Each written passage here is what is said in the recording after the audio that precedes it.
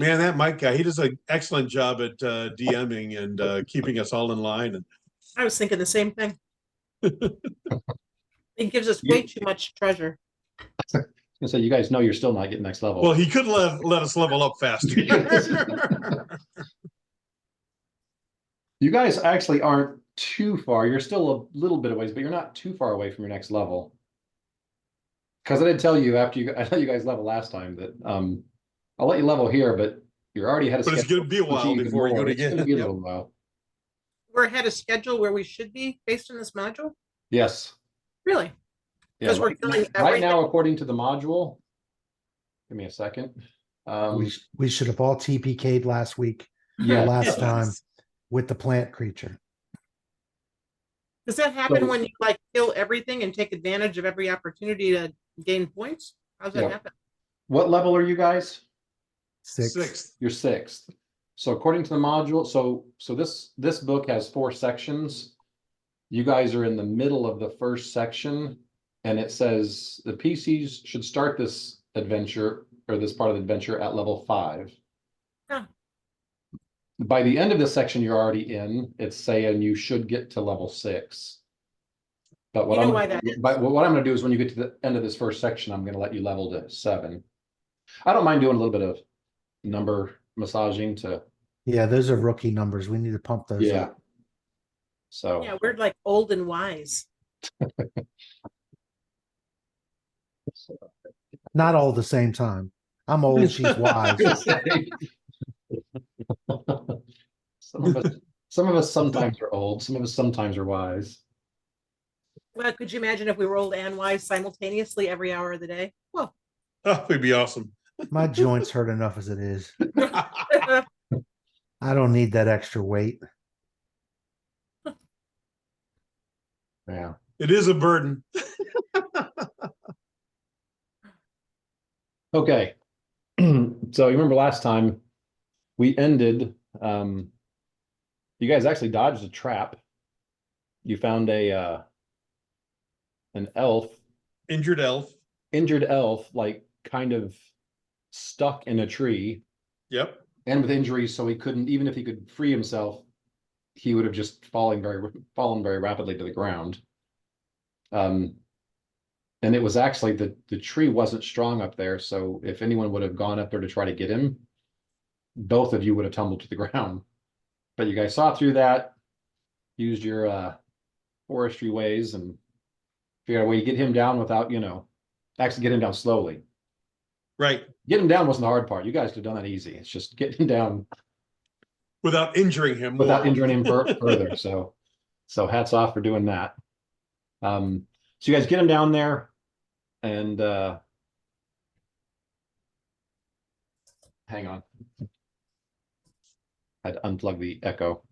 I hadn't even done anything yet. Yes, I know.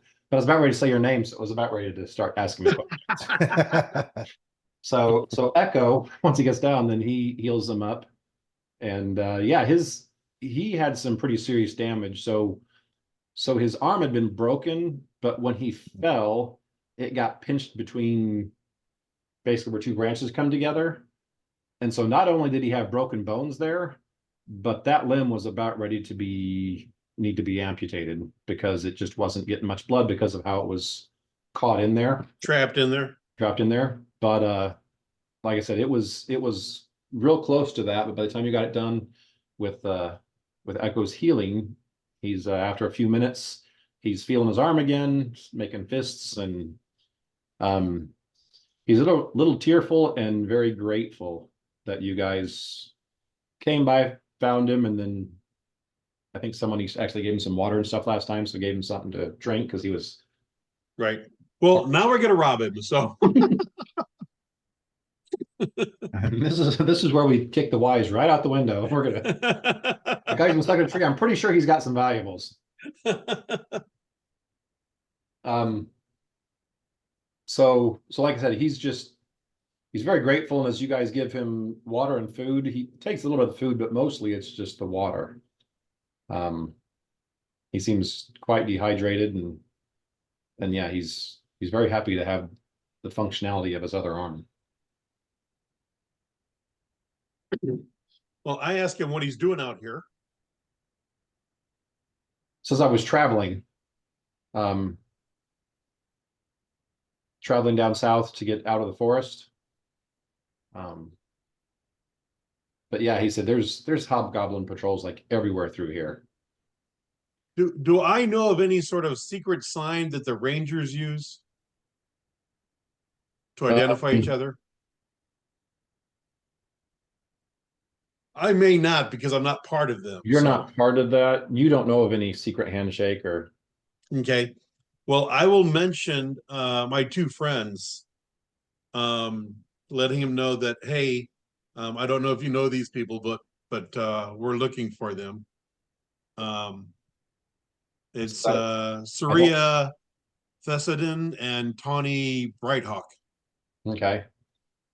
The first name, he's like, that name sounds familiar, but I don't know. I don't know if it's the same person or, I don't know who those people are. Okay. But he says, yeah, I said, I'm kind of scared. He's like, I was traveling with two other people. They left me. We basically were being followed by some hobgoblins. And there was some rangers that came out, got in a tussle with them. I climbed the tree to just get out of sight. And was fine until I tried to get down. I slipped and then my arm got caught in the tree and Got wedged. Yep. got wedged, and Who are these two friends you were traveling with? other merchants. Like I said, we were just trying to travel south to get out of the forest. And I didn't see one of them. One of them actually came back and saw me, but was, I assume, so scared that they just took off heading south. And I've not seen her since. What's south? Why would they head south? South is actually towards your camp, and a half a day south of you where you're currently where your cave is the southern edge of the forest. And outside the forest, there's a river, and then there's also a road that goes along there. And if you take that east, you can get to the capital, which is right on a big lake.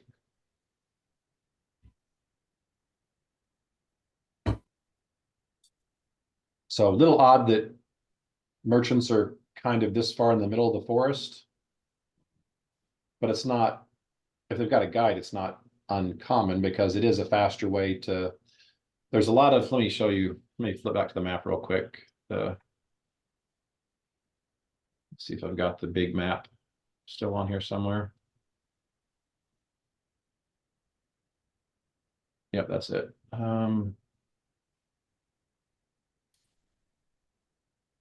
Okay, you guys see that? Yep. So,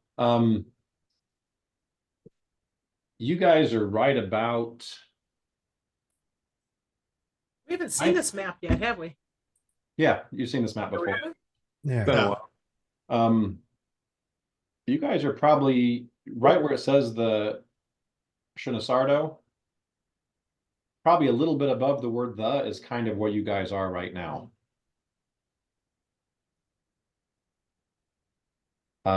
So you see up and to the left, there's a couple cities out in the foothills of the mountains.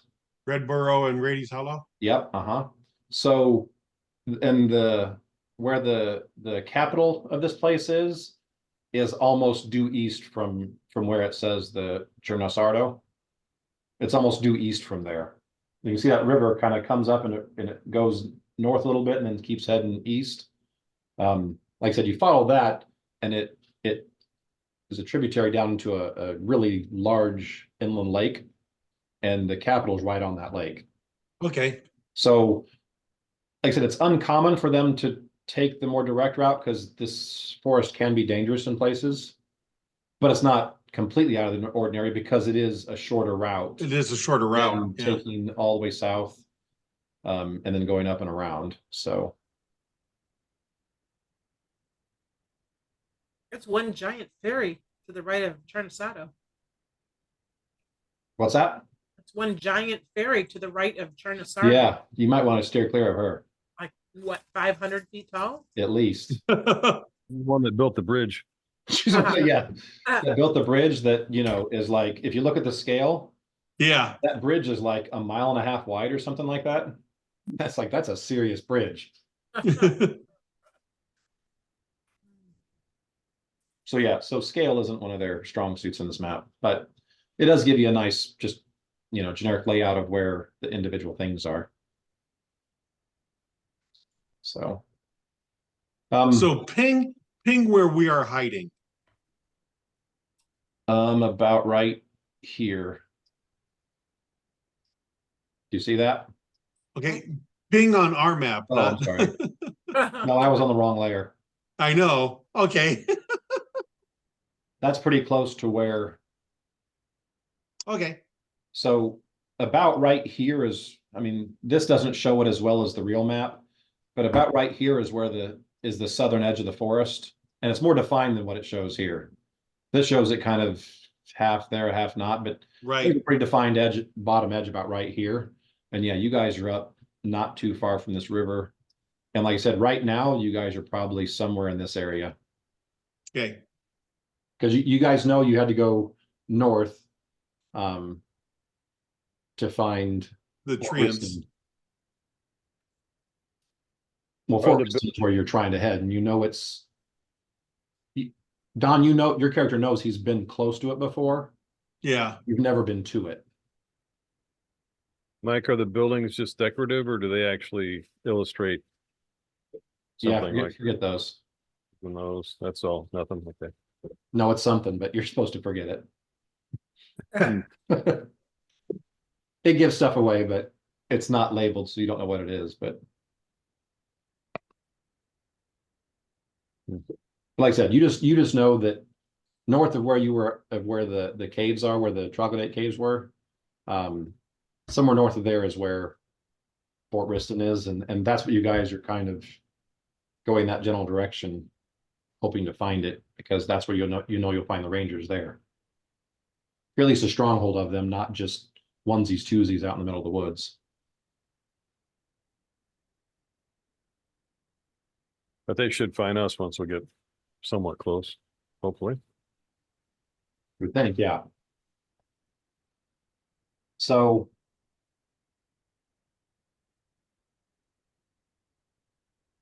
So yeah, you guys quiz him any more about what's going on then? So actually, you did ask him what he was doing. So he told you that his people who were traveling with left him.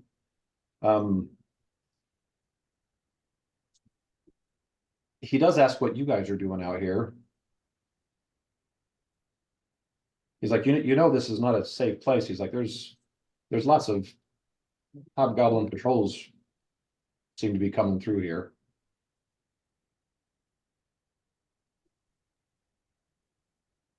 Yeah, we're looking for a safe haven, hopefully to find the Rangers.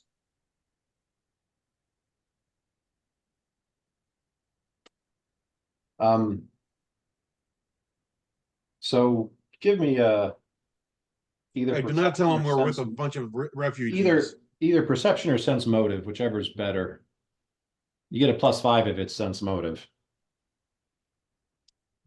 But Everybody or? yeah, or just- everyone can give me either a perception or a sense motive at +5 when you mention that you're looking for Rangers. I'll do the perception because my sense motive is 1. So even with Yeah. +5, you get nothing out of it. There's a sense motive. Okay.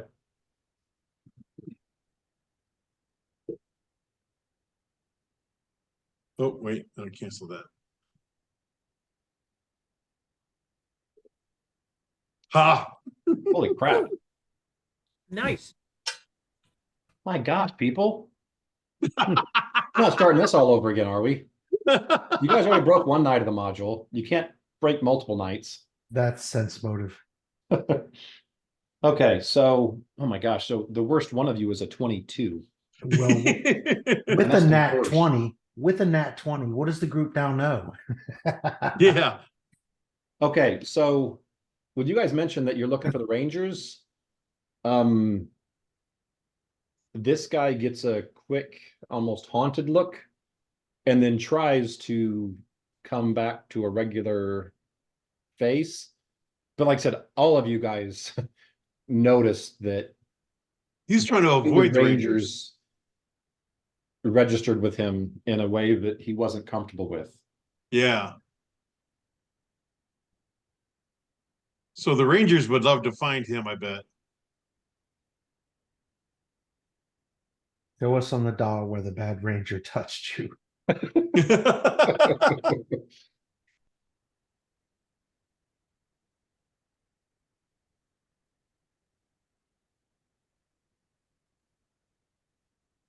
So you're not friends with the Rangers?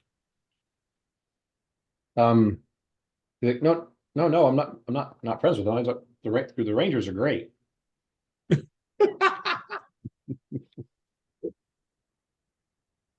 But The Rangers have probably helped us several times on this trip. But It'll be easier on you if you come clean with us about you and the Rangers. Okay, with this, he's looking pretty much back and forth between all of you. And when he sees all of you giving him the same Yeah, he look, didn't fool any of us. yeah, he sees all of you in the same look, he just starts sobbing.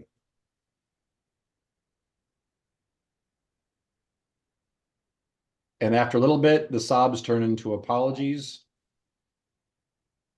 And he's just kind of blabbering about, I couldn't do anything I didn't know.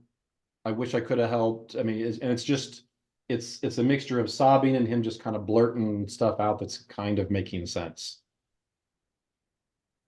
Well, what sort of sense is it making? He didn't know what, couldn't do anything about What didn't you know? What, slow down and start from the beginning. What happened? So yeah, it takes you a couple times of you guys saying that before you kind of get him reset. Yeah, slap him a few times. So finally he stops, hyperventilating, starts talking. He's like, oh, they killed them. And if I was a braver man, I could have stopped it. Who killed them? He said, Who killed who? He said, we were running from hobgoblins. There was a fight. There were Rangers here. The fight went off out of my sight. I couldn't see where it was at. I got caught in the tree. My comrades left me. I've been up here for the better part of 2 days.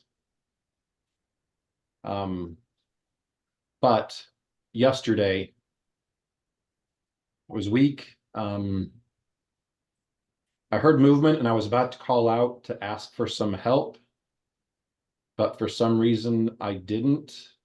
And when I looked down and I saw a group of 5 or 6 hobgoblins. They had not seen me, and so I kept silent. But I saw them set up kind of right below me. It was obvious to me they were hiding for something or trying to ambush something.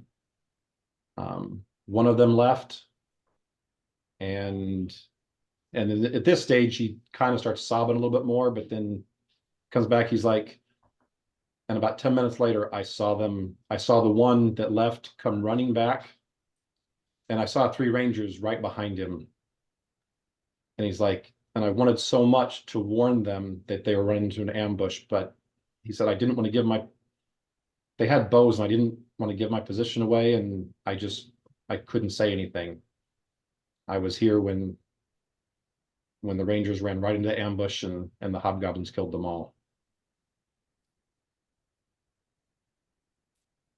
And then with that, he starts apologizing. And he's like, I'm so sorry. I wish I could have done it different. I couldn't do it. I'm gonna. Do I need to do another perception to see if he's telling the truth? I kind of think he is. Okay. Yeah. Oh, He's I'm believing 100% anything he says truthful. now. He's got a bridge he wants to sell you too in Brooklyn. Yeah, you didn't warn the Rangers, but you didn't do anything wrong. I mean, yeah.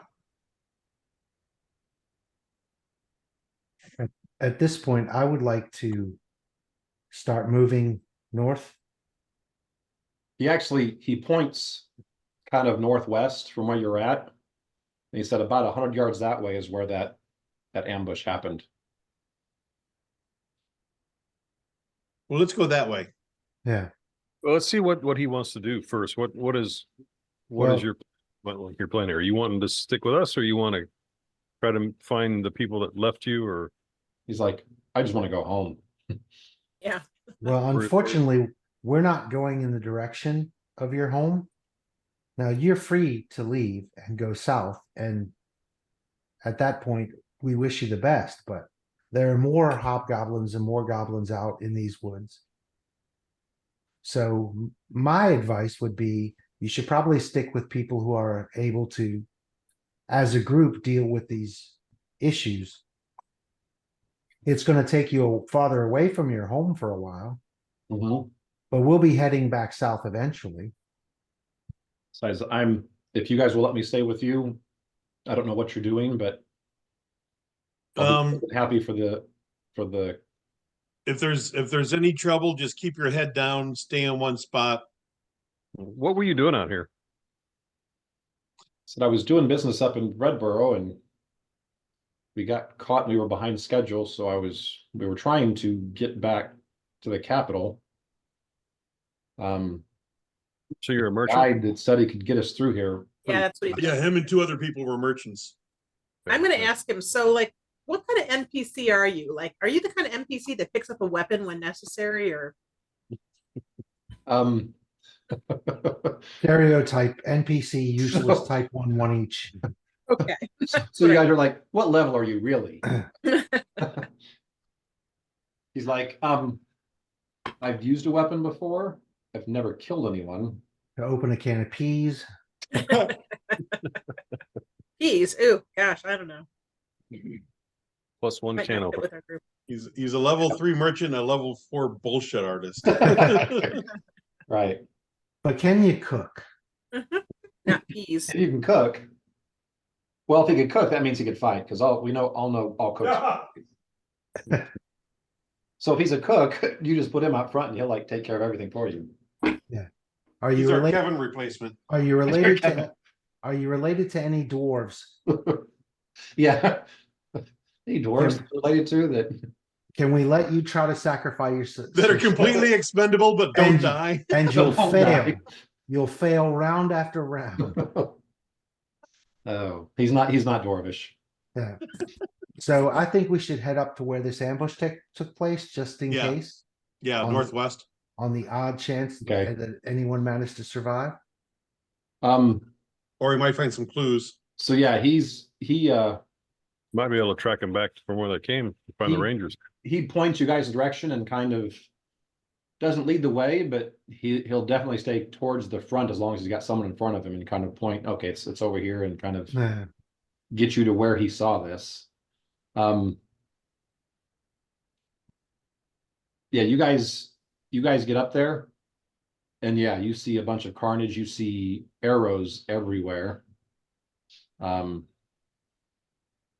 yeah, you do see 3 dead bodies. Are hobgoblins big arrow users? Would I know that?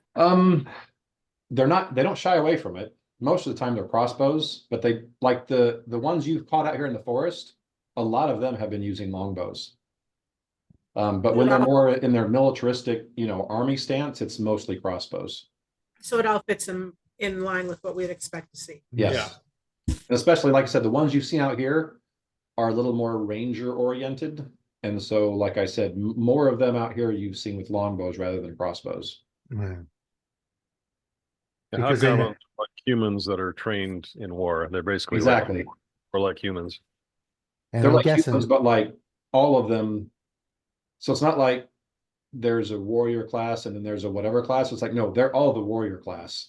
They're like And then some of Klingon. them do other things too. So from And a young age, they're taught military tactics and they're very smart about how they fight. That there's not just a the cat will run and yell at the top of your lungs and attack whichever's closest. They're all about formations. They're all about flanking. They're all about, you know, That I Like knew. smart orcs. yes. But they smell better.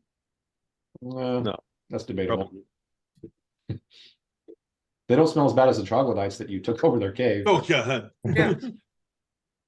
We've been Febrezing that place for a month. And it still doesn't. Still can't get that smell up.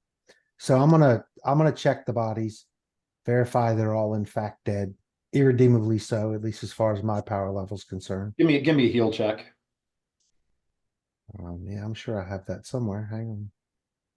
And if anybody wants to do perception, if you want to look around the area or look the, search the bodies, one of the two. I'm gonna, do a perception I'll look around. around the area. Oh, shit. Heal I checks. got my good rolls out of the way. Heal checks 25. Ooh, Okay.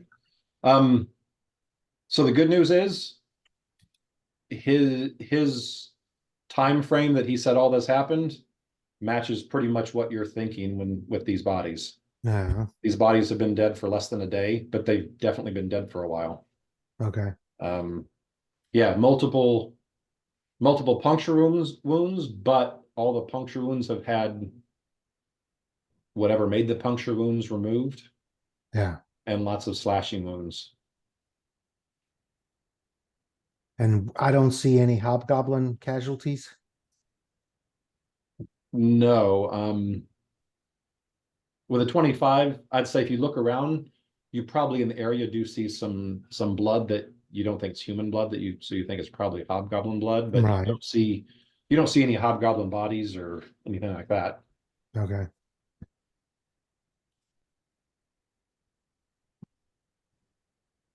Well, who was looking at the bodies, and what did you get? Chuck I got a was. 24 perception for that and a 16 survival to try to figure out where they came from and where the hobgoblins went. Yeah. Okay.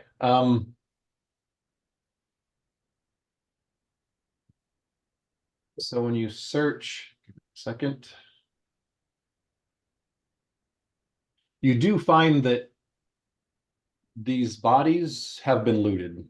They're not carrying, obviously Don, your character, Ephraim, knows exactly what these guys travel with because you travel with them frequently. Right. All the weapons have been taken. And most everything that looked like it was valuable has been taken.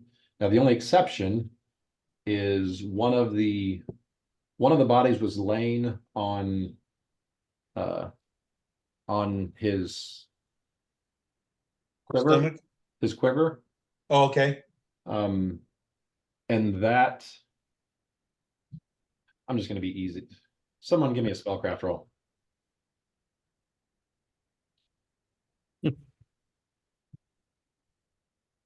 Okay, that's not quite going to do it. got a good Yeah. one. Hang on. Okay, you want to try that? I'm Better trying. at that. Hang on. I need my advanced roller. I don't have that one macro. You don't have macros? Ooh, I'm natty. Holy crap.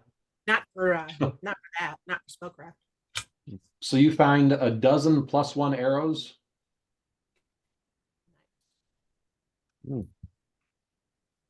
And heck, with that natural 20, they were made by the local stuff here. So they were made here in the forest. Who's tracking that stuff? If you guys don't mind, I'll hold on to them actually. I can just go to Ephraim. Yeah, he's going to use those. I'm sorry. They're +1 merciful arrows. +1 what? Merciful. Merciful. I don't know what merciful does, but Okay. Merciful is bludgeoning damage. Nice. is it? Yeah. They're almost like blunt arrows then. I hand them to Ephraim. I got a wave. It's so much more merciful to cave someone's head in than to stab them. Right. Just to poke them with an arrow. Yeah. Death comes either way. Yeah. So you find that. And then one of the bodies fell on something that used to have several potions in it that all looked broken, but Oh, on closer okay. inspection, two of the potions that look like they're broken actually just have broken stuff on them from other ones. So they're still intact. And since she got a natural 20, I'm just going to let her coattail on that one. One is a potion of cure moderate. And one is a potion of mage armor.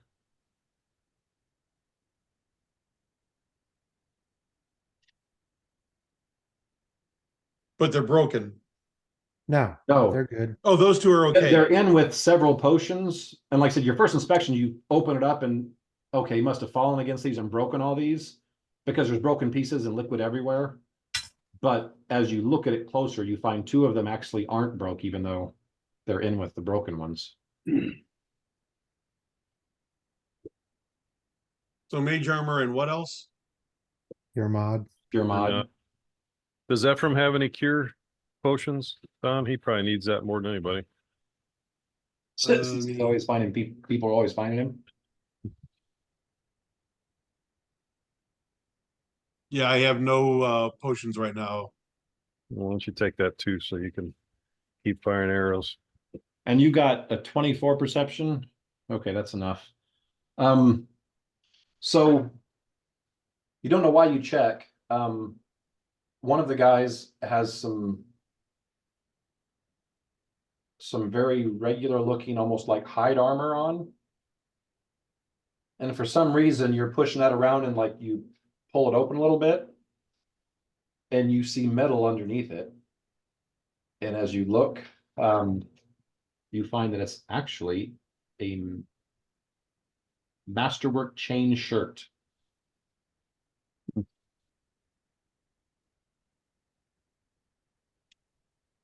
Ooh. Well, that's So basically it's a chain shirt, but with it being masterwork, its penalty is one less. So it doesn't add to AC, it just the penalties for using it are one less than it normally would be. So when looking over these bodies, not to try to loot anything, but do they have anything on them that would be identifiable to their who they are? Not that I would know, but They've got symbols and stuff for the Rangers. And yeah, like stuff that wouldn't Ephraim be would valuable. definitely see. I mean, right off the bat, he's like, yeah, these are definitely Rangers. So I'm gonna, yeah, but I mean something I can take so that if we run into other rangers, would identify the fallen. a driver's Yeah. license. They have Yeah, dog yeah. tags. Yeah, one of them's gonna have like an emblem or something. Yeah. Okay, so I'll collect dog tags. Okay. And then I'll say, I think we need to give them a proper funerary rites. Do you know what the Rangers prefer?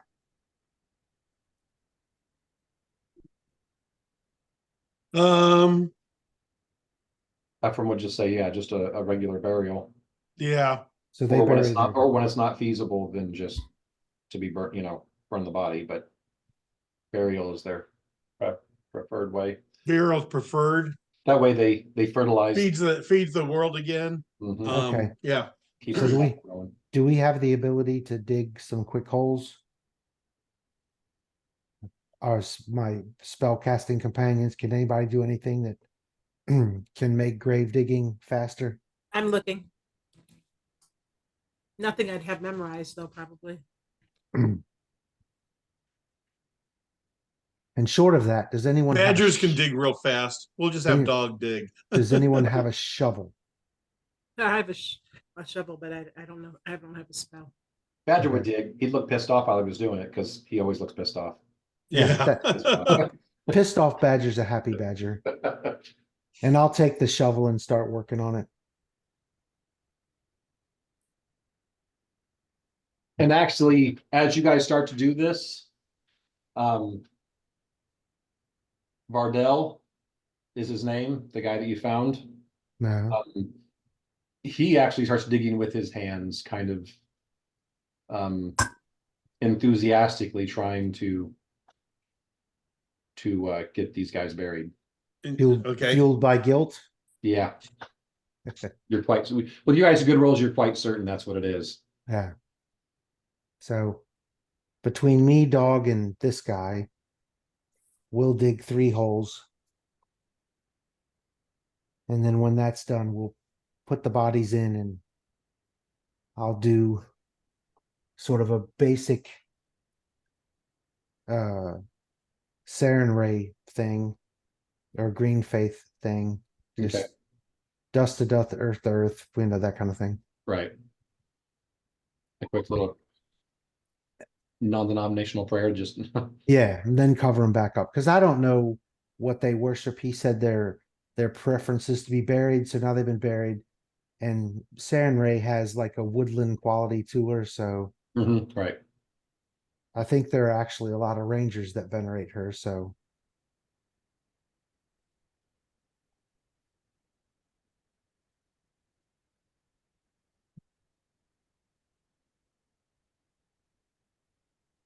Can I determine using survival the way they came from, the Rangers? Do you have it? You have to use a tracking skill. Right. I would use survival plus my tracking, which is plus 15. Yeah, I did a 16, which I Um, can probably just use to aid you, Don, if you want to do that. Good night. Like, Night. Good night. Yeah, you aid me. How will you do? What was my plus? what's that? Do a survival check. If you do roll over 15, I get an extra +1. Yeah, I did a 16 already. Okay, so In first edition, it's +2, I thought. okay, so add one more to this. Like you need it. 37 tracking. My gosh, dudes. Nice. Old and wise. So Look, then he's they like, came "Oh, from down here. I can tell. Matter of fact, I can't even see over this hill, but I know after they went down that hill, I can tell they went down the hill. They went through, They crossed the creek swam here. across the river, and then got up. Yeah. Yeah. So after you guys bury these guys, that from you are like, you're pretty sure that they use like 3-ton like stamps to like walk on, because you're like, this could not have been easier to see where these guys have come from. Like it must have been like raining out just enough to like moisten the ground, and yeah. The You're having bottom no of their problems. souls had little imprints. Follow me to Pretty much, Rangers. yeah.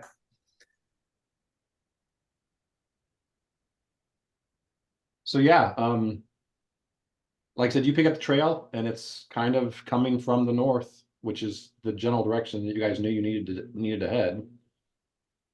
So as you're working, Bardell asks you, are you guys going to the Rangers? Is that you guys are trying to find them? Yes. Are you guys part of the Rangers, or do you work with them, or?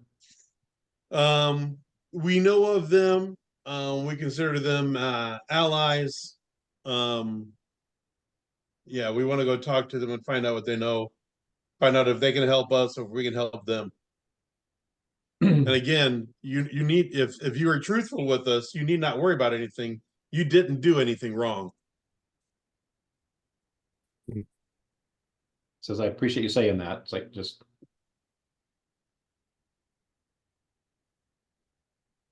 I'm sure I'll feel better in time. So yeah, he talks back and forth. I mean, he's kind of curious about you guys. If you guys will talk, he won't quite talk your ear off, but he definitely talks more than the rest of you do.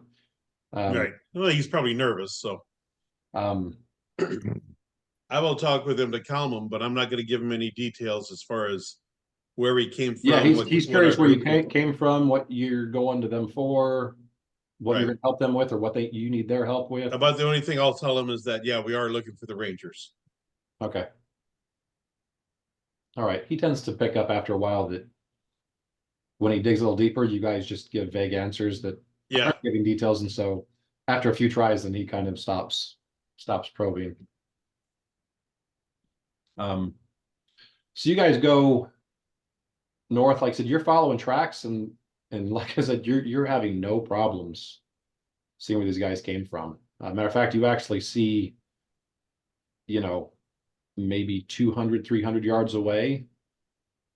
You actually saw where the one hobgoblin came up, got their attention, turned around and ran right back. And then these guys, you know, Where the ambush was. you can tell where they start chasing him. And so, Yeah. Like I said, you travel for pretty much most of the day, and you're still making your ways northward. The tracks are starting to get a little bit harder to follow, but like I said, you're kind of in the zone. So you're still, you know, when you lose it for a second, you know, something else 10 feet or 30 feet in front of you, you know, oh, okay, there it is up there too. And so I think a message goes through his head that says, "You're getting cold. You're getting cold." No, Yeah. no, now you're getting warmer. right. So you guys are getting close to dusk.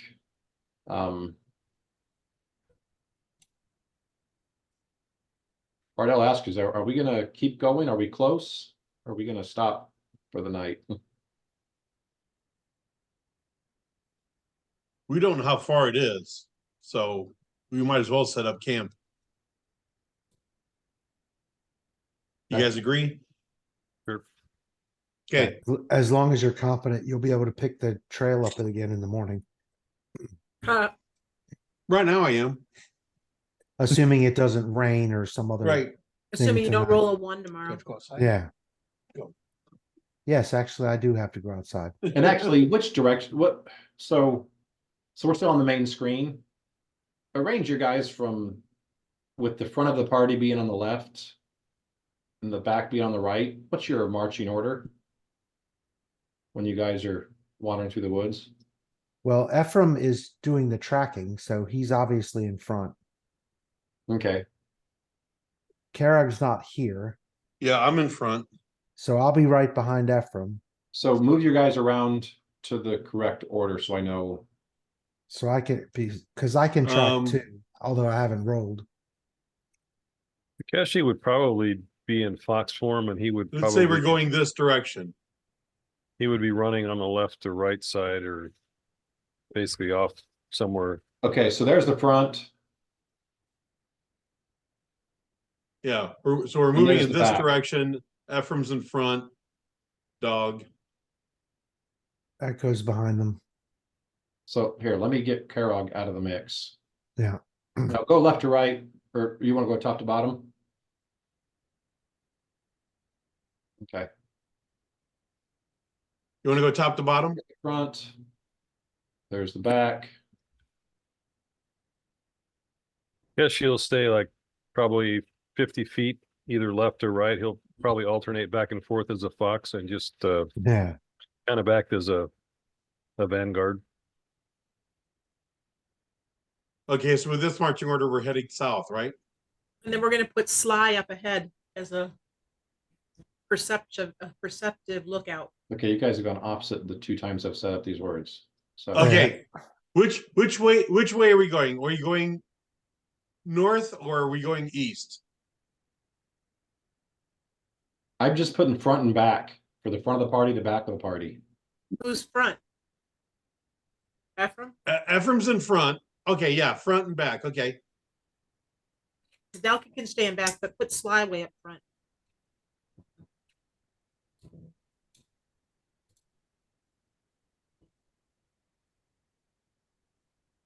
Are you guys thinking back is farther south? North in this. Well, whichever way we're going. So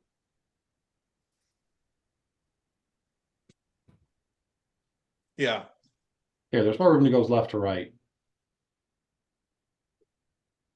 Then I don't have to keep moving these other NPCs. So there, front, back, front is Okay. left. Here you go. So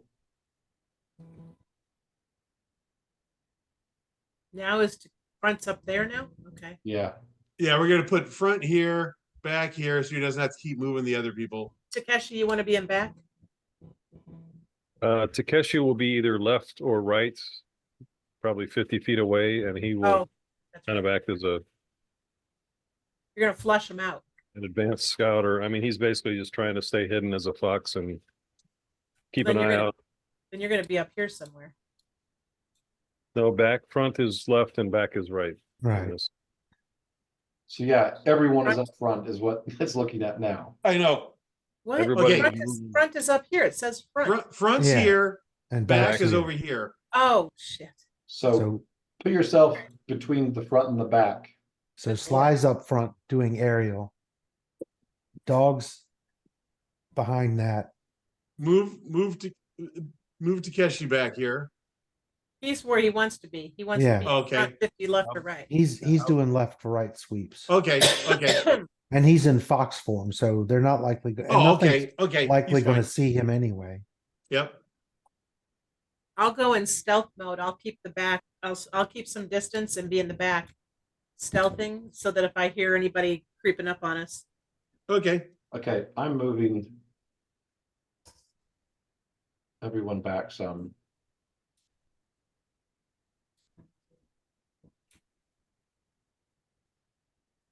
Oh wow, I cannot move. do you want a stealth roll, Mike?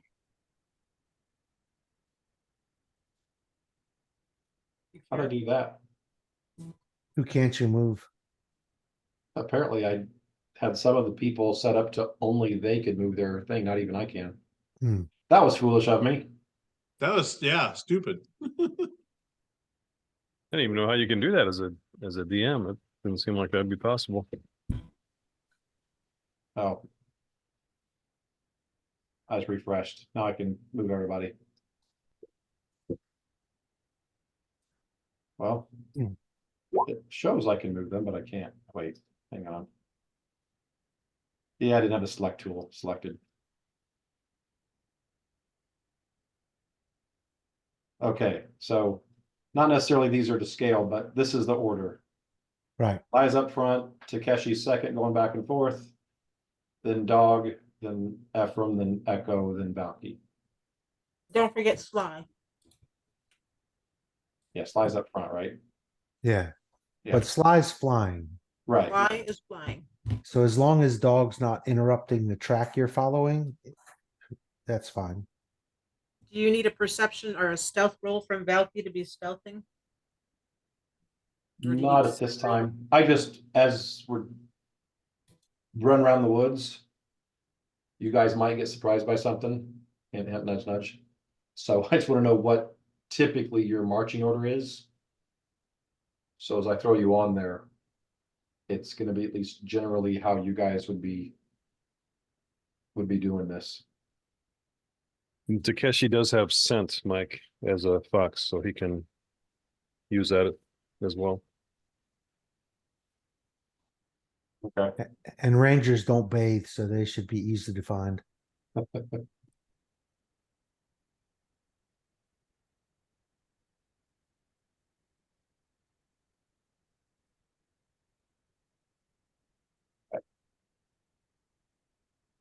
All right, so you guys break camp.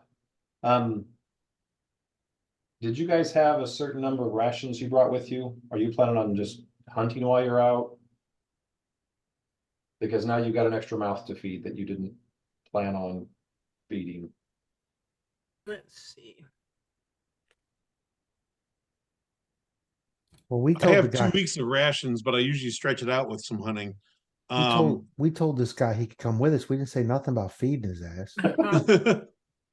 We didn't say we'd feed you, we just said we'd let you come with us. Right. I will share some of my rations with him.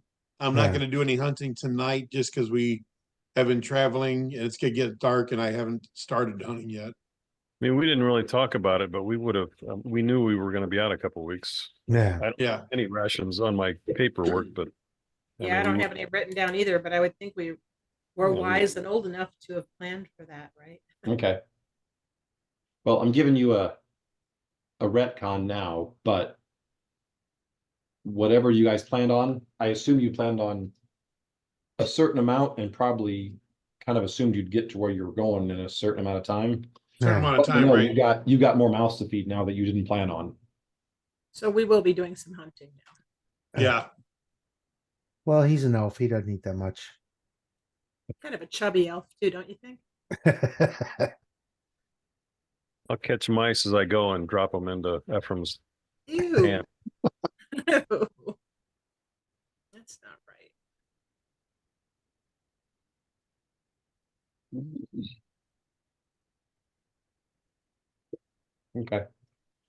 Just real quick.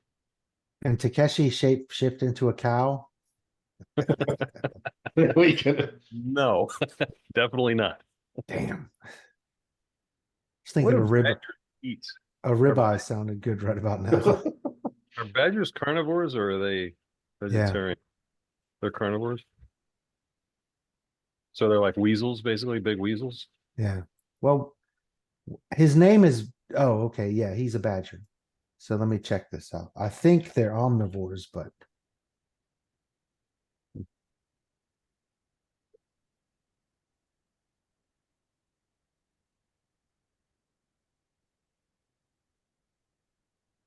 Badgers? yeah. Yeah, yeah. I'm just Badgers are curious. carnivores. So they're like big weasels. Yeah. I know they Badgers don't give a fuck. I mean, badgers are omnivorous. That's what I thought. They're taxonomically Oh, they'll classified eat as some bear. Yeah, they'll eat some yeah, they're berries. taxonomically classified as carnivores, Like little bears, then. but they're actually omnivores. Yeah. They'll feed on animal and plant. Their preference is for earthworms. really. What it says. Plentiful supply of food. The staple food of badgers is usually earthworms, which generally make up around 80% of their diet. They can eat several hundred each night. That just sounds. He can go off tonight and hunt. Oh, knock yourself out. Just be quiet about it. I like that all the pictures that they use for badgers are the British kind. They look all dignified, like they're wearing tuxedos. American badgers look like they'll shiv you for a can of soup. Okay, you guys doing watches tonight? And if so, Yes. what's your watch order? I'll go last. I'll take first watch because I don't have dark vision. I'll take. Oh man, I'll take middle, but I need a fire. I don't think I use any spells, so it didn't really matter to me. So I can do middle too. I have dark vision, so I can do middle if that's better. I figured last would still be dark.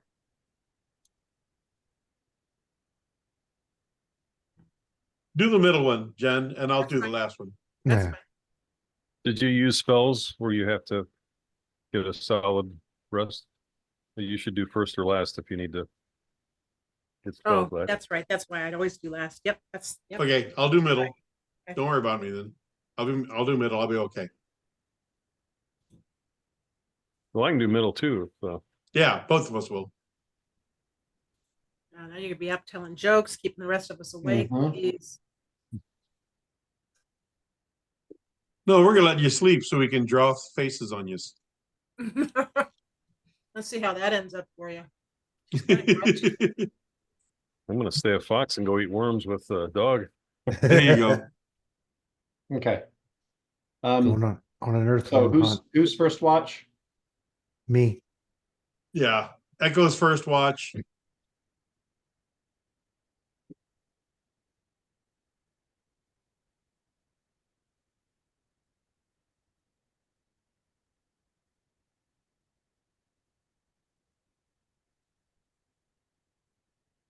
Okay.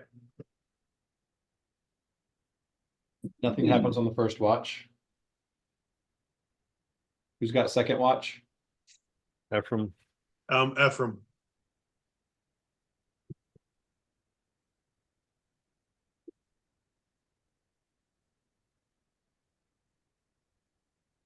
Okay.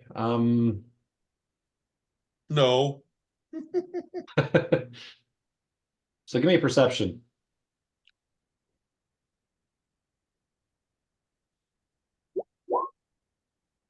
That's pretty good. Maybe an hour into your watch, you hear several somethings moving. By the time you hear it, you think they're moving away, but it definitely sounds like bipedal, not like an animal. Okay. And I assume you guys do not have a campfire. Right.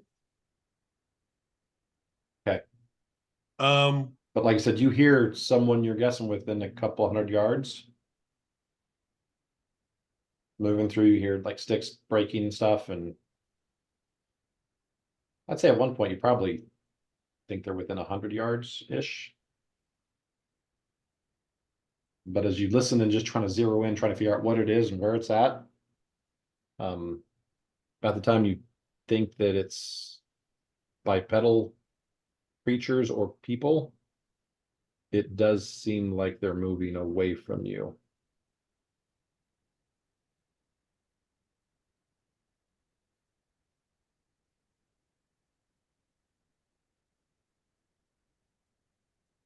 I want to nudge everyone awake Okay. and see if I can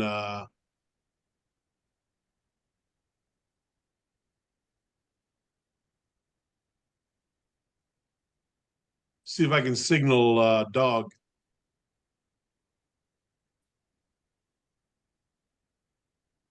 Okay.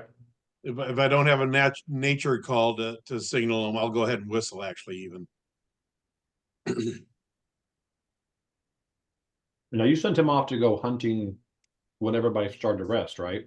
right I would assume he would have been back back. Okay, back by now. by the time you Um, started your watch. All fat and happy, full of earthworms. I go tell him to track. Okay. What kind of communication do you have with him? What's his intelligence? Just verbal. Okay. Is he animal intelligence, or is he smarter than your average? Little bit smaller than the average animal. Smarter? A little bit. He's a smart dog. Okay. All right. And so you told him to track what that was? Yeah. So you don't get words from him, you just get general. He'll yeah, I don't get anything. He has to, like give me signals that I can see. If He he can bites him also on his kind left of foot, he can kind of bark. if he bites him on his left foot, he didn't find nothing. Yeah. If he bites him on his right foot, he found them. If he bites him on the ass, they're coming. God, quit biting me. So I'm gonna whisper to Valky. Can Sly can see in the dark, right? Can't see. I don't know if Sly's going to be flying all night long. No, I just mean for now to go and see what this Yeah, I thing can is. wait for. I can. Yeah, definitely shoo him that direction. Okay.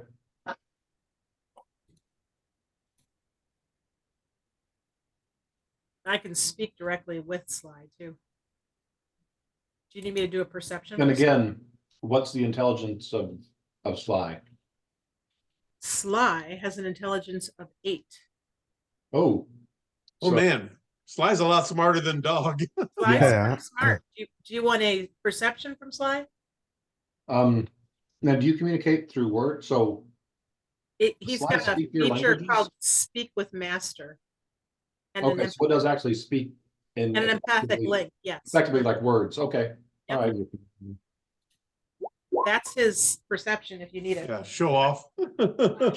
I didn't. I was chill. I was hanging back. All right. Look, dog. So you send him out that direction? Yep. Okay. Sly takes off that direction, and within a few minutes. So he doesn't have sight, but he's got the sound. Can he Sure. actually see, or does he just have the echo? I mean, he's a bat, so he's going to have more It's echolocation. echolocation, so he But can't. it's amazing, right? Like bats, Bats do have eyesight. They're not blind. but it's not great, right? It's decent. It's They fine. They echolocate and can pinpoint their prey, but they can see as well. Okay. Specifically, it says blind sense of 20 feet and low light vision. Yeah, Oh, low light. Okay. right. So it's nighttime, so he still can't see, but he could. Okay. So And the he's fairly smart, so he can 33, listen. right. So Sly gets out there and says, there are 6 humanoids out here. Look like they're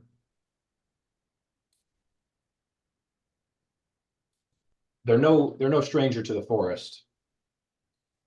But they're moving with some haste and they're moving kind of directly east. That would be towards us or Oh, No, they're moving away from us. they're moving away.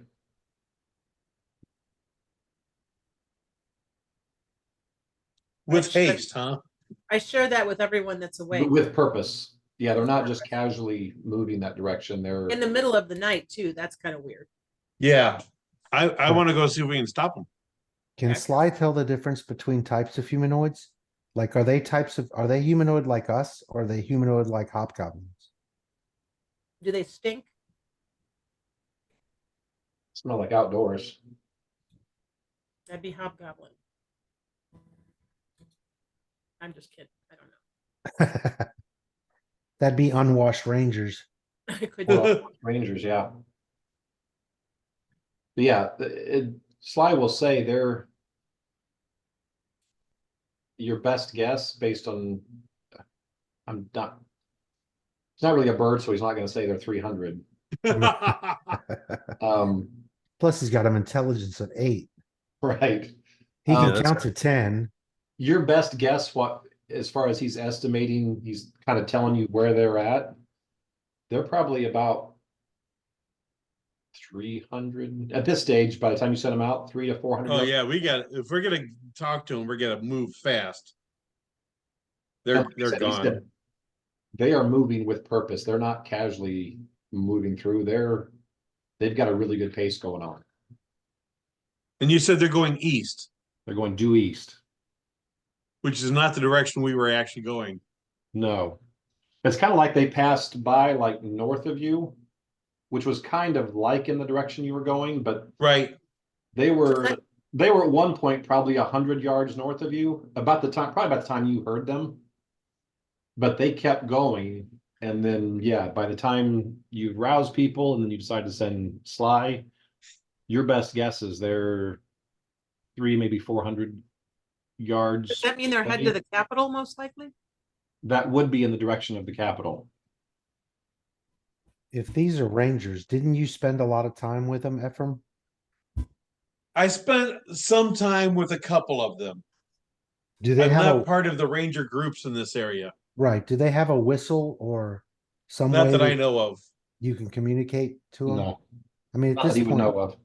you could just yell and say, Well, I'm worried about just yelling if they're hobgoblins. Did Sly tell me they're humans? He just said that they're Humanoid. and they smell like I like said, the outdoors. he's got low light vision, but it's not very bright out here, so he can't. He's the same as you guys would be out there. Doesn't have a torch on him, so he can't see them clearly. He can just see. What if I have Sly Now- like dive bomb one of them and see how he how he talks? You know, does he talk in a language that's human or common or Well, does he- these guys are booking and they don't have a light source and it's nighttime. right? Yeah. So I don't think they're human. I can try to catch up with him. Takeshi's got a 40 move with as a fox. So if he's running, that's fairly quick. I can go get a visual on him. But I've also only got low light, so I don't know. Well, we have to decide whether we want to go after him. I mean, do we want to go after him? Oh yeah, we definitely want to go after him. Okay, well, 'cause if let's they're do it. easy, that's what we're needing. Let's do it then. All right, so I'm gonna go into Fox Mike and go as fast as I can to try to catch up with him. So you're not doing stealthy. You're just all out booking. Yeah. But he's a fox. Right. Right, Which I'm they're all going to, okay, guys, I'm gonna yell out for Dog to come back. I'm gonna yell out in common, so whatever's out there is gonna hear me. Okay? yeah. So spread away from me a little bit, because I'll keep making noise, they'll come to me. Maybe. So I yell out, Dog, like I've lost him and I'm looking for him. Dogs at your feet saying, looking up at you, just like, what the freak you calling me? I'm right here, dude. If you're gonna do that, then Valky will fly up into a tree nearby and knock an arrow to watch your back. So where is Sly then? I know Sly's keep an eye on him Takeshi until is- I'm gonna okay, just so- tell him to hang out until Takeshi gets there. okay. I don't want to do a ton of math. I'm guessing a few minutes is what it takes you to catch up with them. You're now guessing you're probably a good 600-700 yards east of where the group is. As you get close, if you flip around and swing in front of them, like in the back, they're kind of all cloaked and kind of moving pretty fast. But if you tend to get around and get in front of them, a few times, one of them turns to look your way through a like a hooded cloak or whatever. But once you get around in front of them and just kind of hunker down and they come to you, they're definitely hobgoblins. Okay. And there's 6 of them. These guys have longbows, and like I said, they're moving somewhere. Like I said, this isn't a casual pace. Yeah. Okay, so how far away is the rest of the party? Probably at this stage, probably 700 yards. Yeah, you can't, even if you had the message spell, I don't think you could communicate with them. At this Did stage. they hear me? If they did, they didn't respond. Okay, But by the time you guys started this, they were 300 to 400 yards away. away. Yeah, Imagine that as football fields, 3 to 4 of those away. Through trees. yeah. Would Yeah. you know, No, you wouldn't. it's possible they didn't hear you. Okay, well, I cannot take them on by myself, so I will. Well, Oh, no. come on, there's only 6 of them. You got this. I'll fade to the side and then go back and let everybody know what's going on. Well, I don't know if we can catch them at this point, so. They were dressed like the ones that you fought at Scarvinius's camp. Yeah. Remember how those were a little more ranger-like? They were using longbows instead of crossbows. And they seem to be a little better trained, Organized. a little more adept at being out in the woods. Yeah. Is it So- direction to the cave that we're occupying? No, the cave where No. you're at is No, well mostly south. The cave is well south. It's a little bit southeast, but mostly south. Okay. So do you want to try and track them? See if we can catch up with them? Stay on the trail to see what sort of no good they're up to? In the morning or right now? Now. It's gonna be very hard right now, but I mean, we can try. I think Well, we they're- should stick with our mission and get to the Rangers. I mean, they're just 6 hobgoblins doing something, but But we could be 7th level by the time we get to the next module, because we're stupid and bored and go for it. Or is that wait? I mean, wise and old. Right. And old and wise. Mhm. We collect every experience point we can find. I see a bird, I kill it. I kill it. Okay, I go try to track them. Like right now? Yep, they said right now. So you guys all uprooting and following him? Yeah. No one's had their rest yet. Okay. I mean, we haven't used since we slept Mhm. last. We haven't used spells.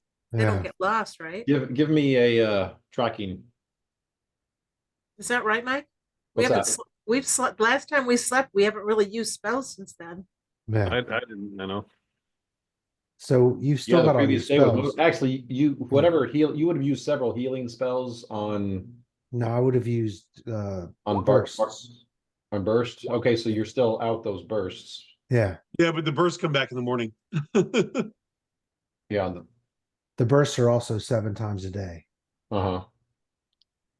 So, but yeah, I think that's the only thing. Actually, in whatever spells you used to get him out of the tree. I think some of you used some fly spells or Some some. fly spell, yeah. Oh, yeah, I guess I used a fly spell, didn't I? I think there was a fly spell used, and I don't remember if there was another spell used or not. Actually, I think fly might have been the only one. I rolled a 26 for tracking. I aided for 26, so that's a 28. Okay. At this stage, especially knowing which direction they were traveling, once you get about, it's right about 100 yards north of where you're camping, you do see tracks. And like I said, you can't tell you couldn't tell it was 6 unless you would have heard from Sly saying there was 6. Right. Yeah. But you just see that, yeah, there's several booted, footprints that came through here.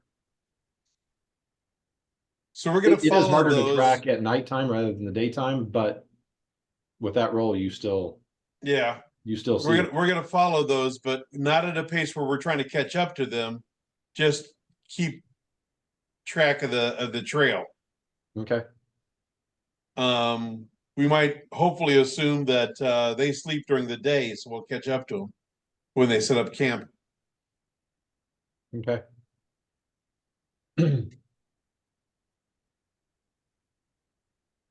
All right. You guys do this. So you guys are traveling probably at your normal walking pace. Is that about right? Sure. Yeah, About 30 feet around-ish. Yes. I would think so, yeah. yes, because Okay. I have to do it while I'm tracking. Yeah, So Right. that's still with purpose. You're not right. casually. Okay. 1 second. Oh,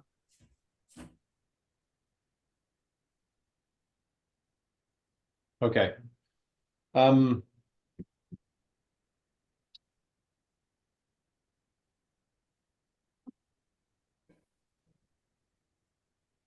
All right, you travel through the rest of the night. You have not caught them yet. Give me another tracking roll.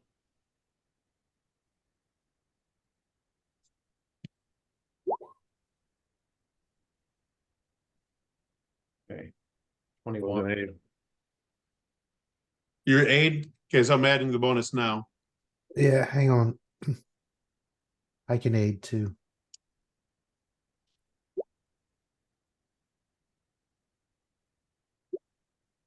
No, I I lost the can't. track.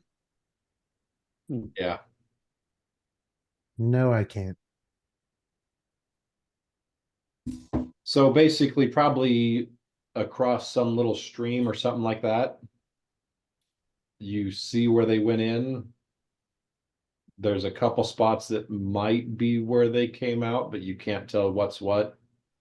It's kind of half washed away, and you kind of lose the track right there. Okay. well, Sly's still out there, right? I didn't call him back.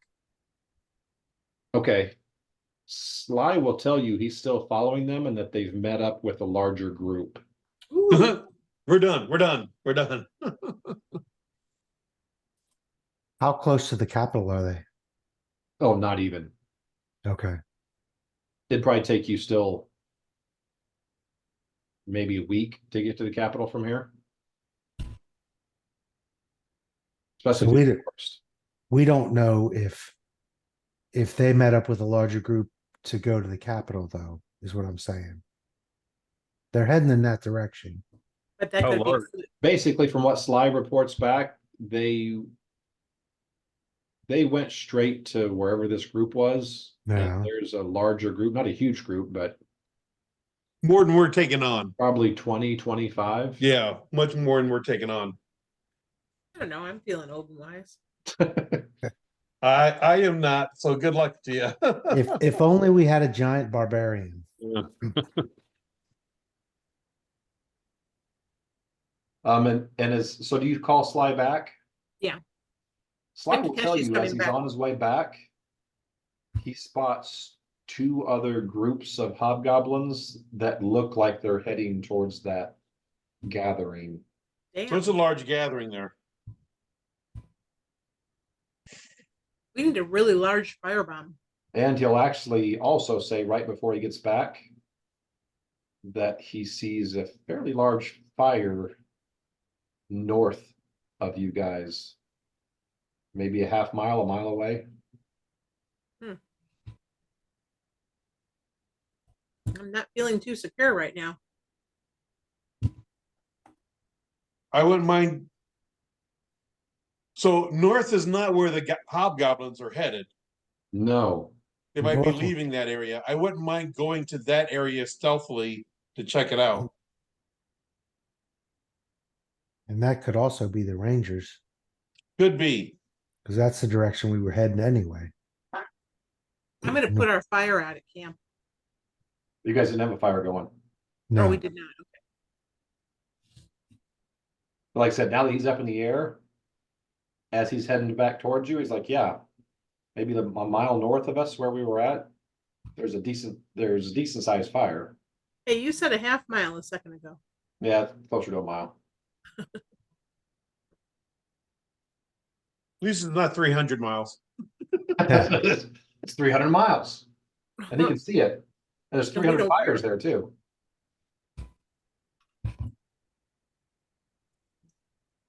The Sly can fly over there. Takeshi, you want to go with?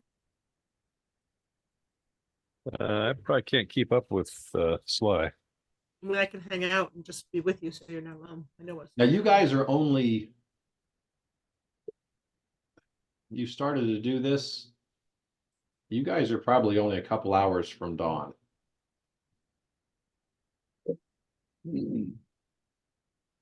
If we press on and find someplace, we may waste a day just resting no. and hunting. But if we find the Rangers, we could do that in safety, In safety, yeah. provided they don't think we're enemies and shoot us anyway. Can Sly go in and use a perception check to identify if they're different than the hobgoblins of a different race? What's that again? Can Sly fly in to where this other fire is and do a perception check to see if they're, of a different race than the hobgoblins? As he approaches the fire, he'll tell you it looks like just a huge tree in the middle of a clearing is kind of on fire. Can we help put that tree out? Do you guys have any way of putting the tree out? Yeah, mean- create water. Sly Oh, can. let's go do that. So do you call Sly back or leave him there? Yeah, he can stay there and keep an eye out in case something changes. Okay. Something does change actually pretty rapidly. He does say that some big creature came out of the woods and started doing something and the fire got put out. Like as you guys start making your way there, Yeah. it did something and put the fire out. There's still stuff smoldering all around there. Well, So the I only would- thing that's where that fire is no people, just a fire and some big something that put the fire out. He doesn't see any people or any creatures at all. well, I wonder if it might be one. I don't know how it would have put it out, but Sly was there when we were with the Treant, so he should know if it's a Treant. He's got an 8 intelligence. It's like human intelligence. No, he'll say it's a giant. Some kind of giant creature. An 8 is like a dumb human, isn't it? Like And a- then after a little bit, he'll say, I think it saw me. And after a little bit, he'll say, I don't know where it's at now. a giant with invisibility. yep. Able to hide. Yeah. But at the same time, how much notice would a giant really take of a bat in the woods? Yep. Obviously, it'd have to have more than an 8 intelligence. Very smart giant. Paranoid. All right, so do we want to take on a giant or Well, Nick? I think we still want to kind of get to make sure all the stuff's out. Yeah, we still want to head in that area. I do. Yalki's on board because she's always about protecting the forest, and she's not going to mess with 100 hobgoblins. Yeah. So you guys head north? Towards the fire, where the fire was. Yep. Okay. You guys travel. After about 15 minutes, actually probably closer to 10 minutes, you do start getting the smell of a fire, you know, Wood burning. what Yeah. what a forest fire would smell like. You do start smelling that. And then yeah, probably takes you about 20 minutes. And you come to a clearing. Hang on a sec.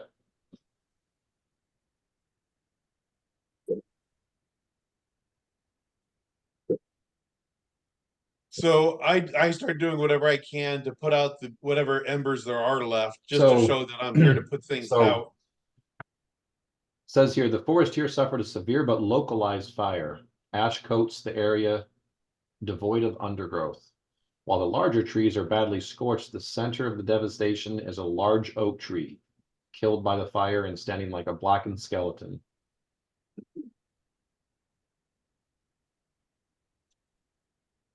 So I'll create water to put out any of the embers, get rid of heat where additional fires might start up. Second.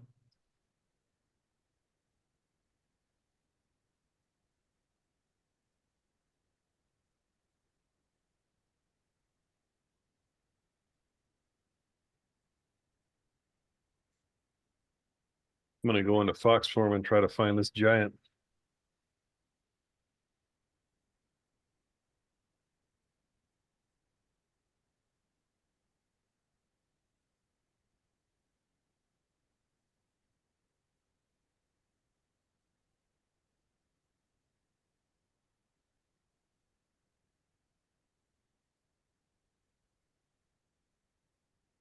Um, after we have everything out, which wasn't really a lot to it anyway. I say this might be a good place to set up camp because whoever set the fire will think that it's done and won't come back.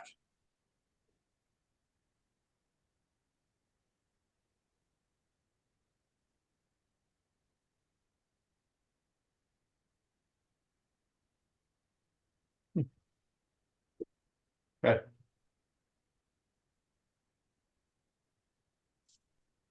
So that thing in the middle, Yeah. That's the oak tree. Like I said, there's still smoldering pieces, like parts are still smoking. So I'll move up to it and help put it out, and he's going to use crate water to help put it out. Okay. Yeah. About the time you get to there, Yep.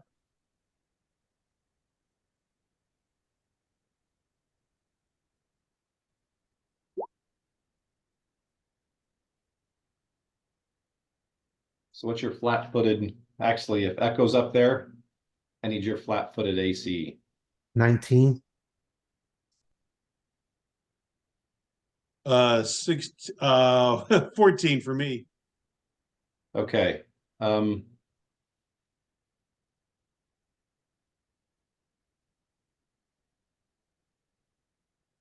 Okay, and then what's dogs? How do you know flat-footed from? Flat footeds without your decks. Without your decks. Got it. 13. There's Okay, a so front page, Jennifer. There's a flat foot entry. Oh, I see it. Okay, thank you. 3 arrows come screaming past the tree.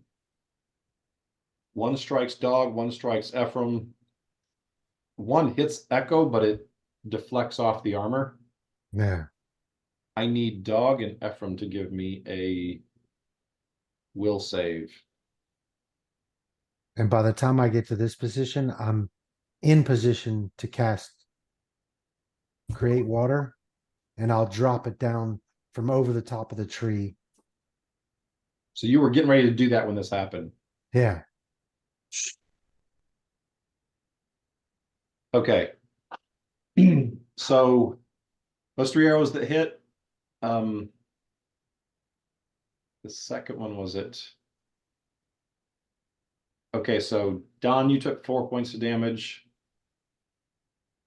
Dog took 1. Both Dog and Ephraim fall asleep.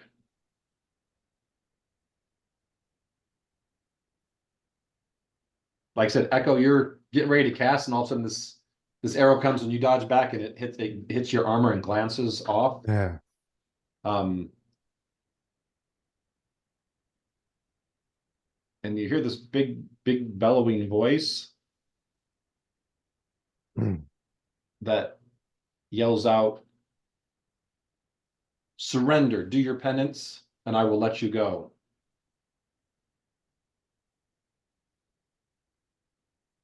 I'm going to yell out, surrender to what? We're here to save the tree. What are we surrendering for? Did you damage the tree?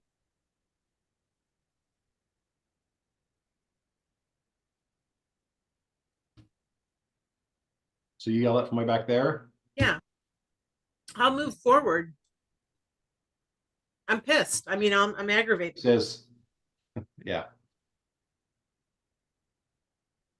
Are you the one that's attacked this tree? It says, stand down, surrender, do your penance,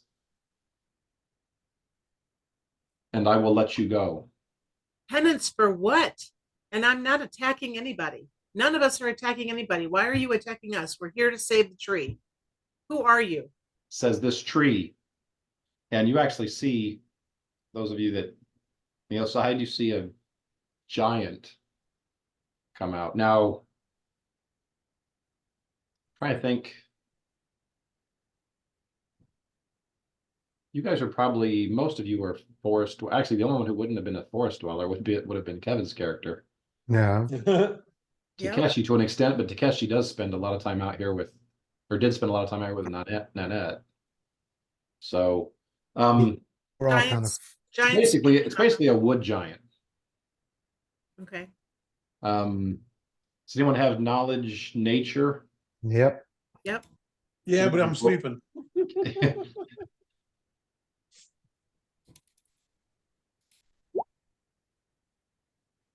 Holy crap. It's my thing, man. This So is keep my those rolls. forest. too. Okay. So Echo, you know about them that they're typically good-natured creatures, but they do Mhm. protect the forest. Right. Now with Valky, with your role, you know they're quite distrustful of outsiders. And sometimes they can be obstinate about how protective they are of the forest. What would it be a check to know about like the range of a wood giant? Like how far did they range? How much of this forest does he know? How much of the forest does he know? Yeah. Like would he know the range where my home is? Would he range that far? It's possible. You know them as creatures, like I said, that protect the forest. Like I said, you know a little bit more than the rest of them, though, and you know that sometimes they can be a little difficult, and sometimes they're a little more obstinate Stubborn? about how Obstinate? they protect the forest.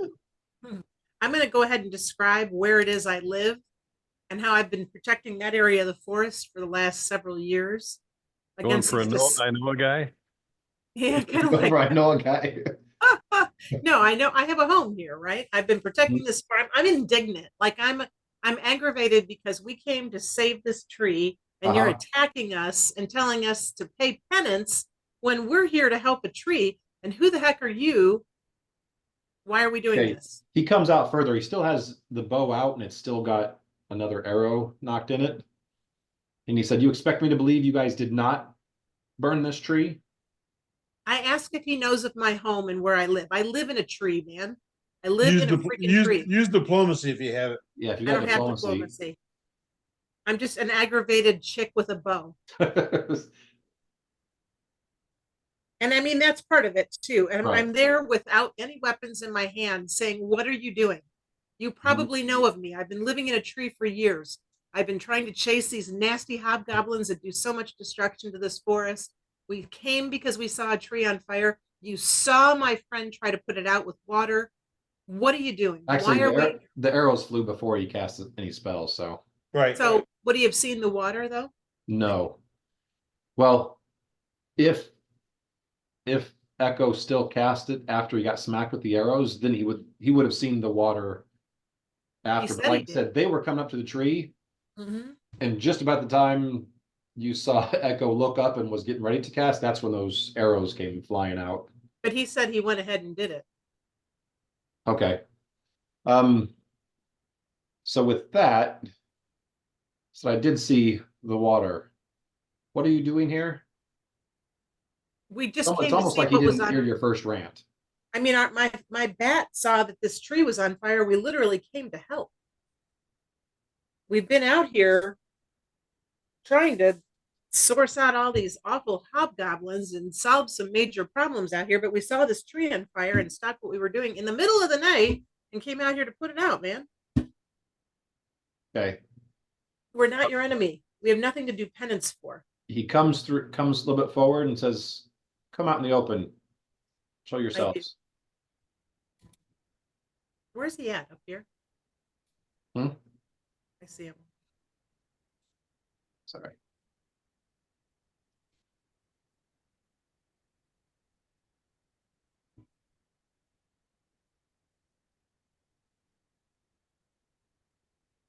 So after you said this like a second time, he pauses, looks down at Ephraim and Dog laying on the ground, looks back at Echo, looks at the tree, and then back at you. And so you're not responsible for you're not responsible for this tree getting No, burned. Did no. my spell go off? Did you cast it after the arrow hit you? Well, yeah, because I didn't take any damage. It wouldn't have interrupted the spell.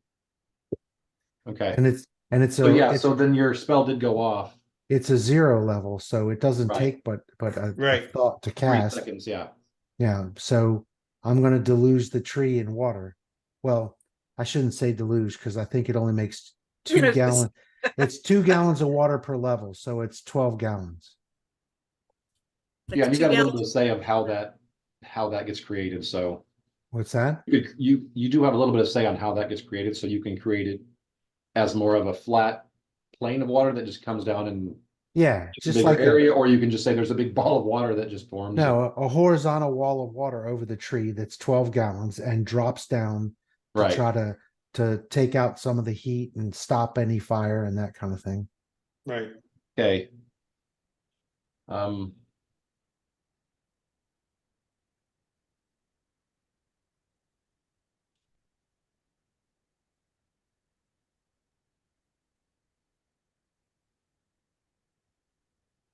So he kind of sheepishly comes forward. Then he says, "Well, if what you're saying is true, then I'm very sorry for my actions." And with that, he actually pulls the arrow out, puts it back in a very, very large quiver. These arrows are Javelins. probably 4 feet long. Yeah. think. Short spears. And he says, "Your companions are not permanently damaged. I thought you guys were the ones that did this, and I got angry and thought to capture you and force you to replant this entire grove." I thank him and apologize for yelling at him. He comes up and he kind of comes up, pulls the arrows off. Now, the damage you guys took is all Non-lethal. non-lethal damage. Which is weird because with as long as these arrows were, if the physical arrow would have hit you, you're like, that would have hurt a whole lot. Right. But what hit you was more of a magical impact, and then that's what put you to sleep. Okay. So he comes over, grabs the arrows, shakes you up, shakes you to wake you up. And as you open your eyes, you've got this giant looking down at you. He's like, I'm truly sorry for my actions. Is he gonna do that to dog? No, he looks at the dog. He's like, I will let you. Let sleeping dogs lie. He's like, it's just, he's like, I was just gonna get some. I am no stranger to these creatures. I do not wish to wake him up.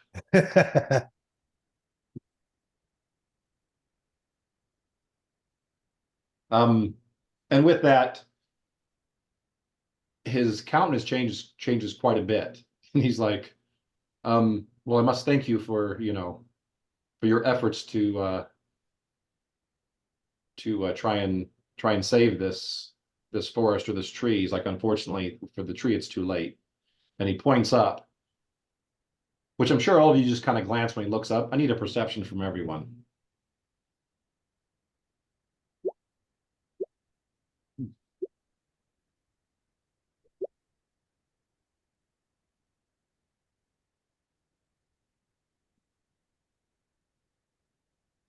Okay. Takeshi must have got something in his eye. Yeah. Yeah. So Ephraim's the first one to notice it, but Echo and Valky are close behind. As you look up at the charred tree, like I said, all of you guys are one level or another protectors of the forest. Outdoorsy. Yep. So you are a little hurt to see this was a very mature, majestic oak tree that is now dead. But what catches your attention at the top is you see two very, very charred bodies towards the top of this tree. The top of the tree. Yes. What do they So appear to somebody be? was up there hiding and they just burned the tree to get them. If you want to do like a survival check or something, you can probably test that hypothesis. Well, I'm I gonna want to move do a over. survival check to test that hypothesis. Great. Aid. With the two aids, if I can apply both of them, it would be 21. The 12 doesn't aid. I think you got to get a 15 to aid. I thought it was over 10. No, 15. It's 15. Sorry, I didn't.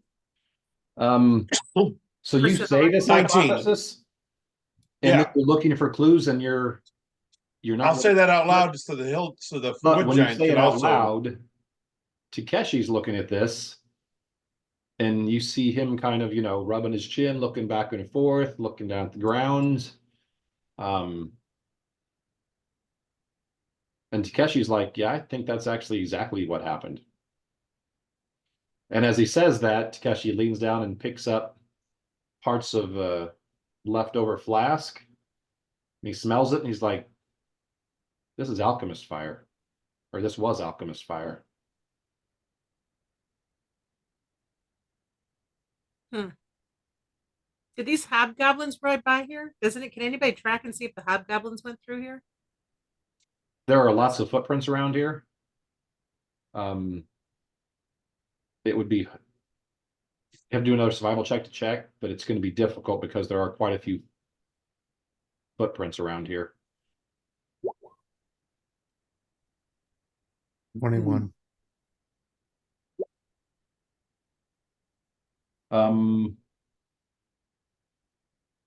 So Echo, these do seem to kind of match the ones that Ephraim called out that you guys were chasing earlier in the night. Hobgoblin boots. Yeah. I mean, they could technically be human boots too, but Yeah. but based on what, I mean, you guys saw what Ephraim so expertly called out earlier that you guys were following, so he would point out, okay, there's some tracks right here. You remember from seeing those and you're looking at these and you're like, yeah, these look like pretty much the same style, same ones. Yeah, these are heavy military boots, most likely hobgoblins.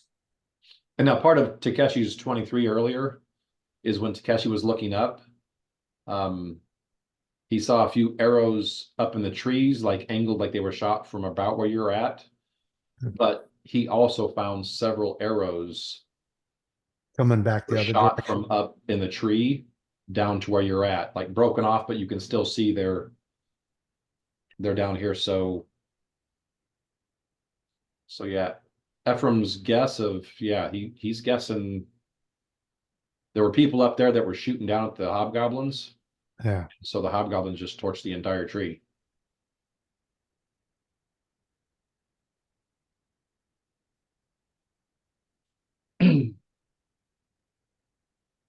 And the wood giant, I mean, as you guys are talking this out, he's just kind of looking around. He's like, they're such evil creatures. That's the truth. So the hobgoblins, you're saying those are the ones that did this, and it was all to kill those two people up there. It Yeah. seems so, yes. Do you have the ability to reach the bodies? Like, yes, Could you bring them down? he actually, and you guys realize now how Sly lost him. He walks up close to the tree, looks up, and then looks down at the ground right below him. And as he stands there, he starts to morph into a tree. And this tree, the branches are starting to climb up, and they climb up right to where those bodies are, and they the tree kind of wraps around and grabs them. And then as it pulls them off the charred branches, then you see him kind of morph right back into morph back into the giant. And he's got two very, very charred bodies that he's holding, and he puts them down on the ground. I'm gonna go inspect them. I'll try a heal check. Not that I think I can heal them, but you know what I Right. mean. Let's see. Ugh. Yeah, they're charred corpses. I They're can't charred. tell. You I- can't tell anything. What Yeah. kind of check did you use to do that? Heal check, Heal check. but I rolled a 4. I was gonna try to tell if I could tell if they were human, elf. Right. At this stage, they're too far charred for you to tell. Yeah. And there's nothing identifiable on them.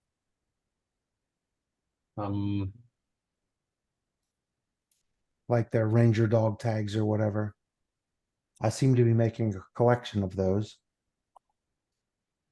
Give me a second. Does a 19 do it? For a heal check? Yeah. Oh yeah. The human and an elf. And as Female you're or looking male? through there, you get parts like as you're, peeling stuff away and trying to identify, Yeah. you peel stuff back. One of these, at least one of these was a ranger. Right. Mm. Now, when you guys talk about this and you say that one of them was one of the rangers, the giant gets very angry again. He's like, those were the rangers up there that these people killed by doing this? That's what it seems like. At least one of them. It's difficult to identify anything now.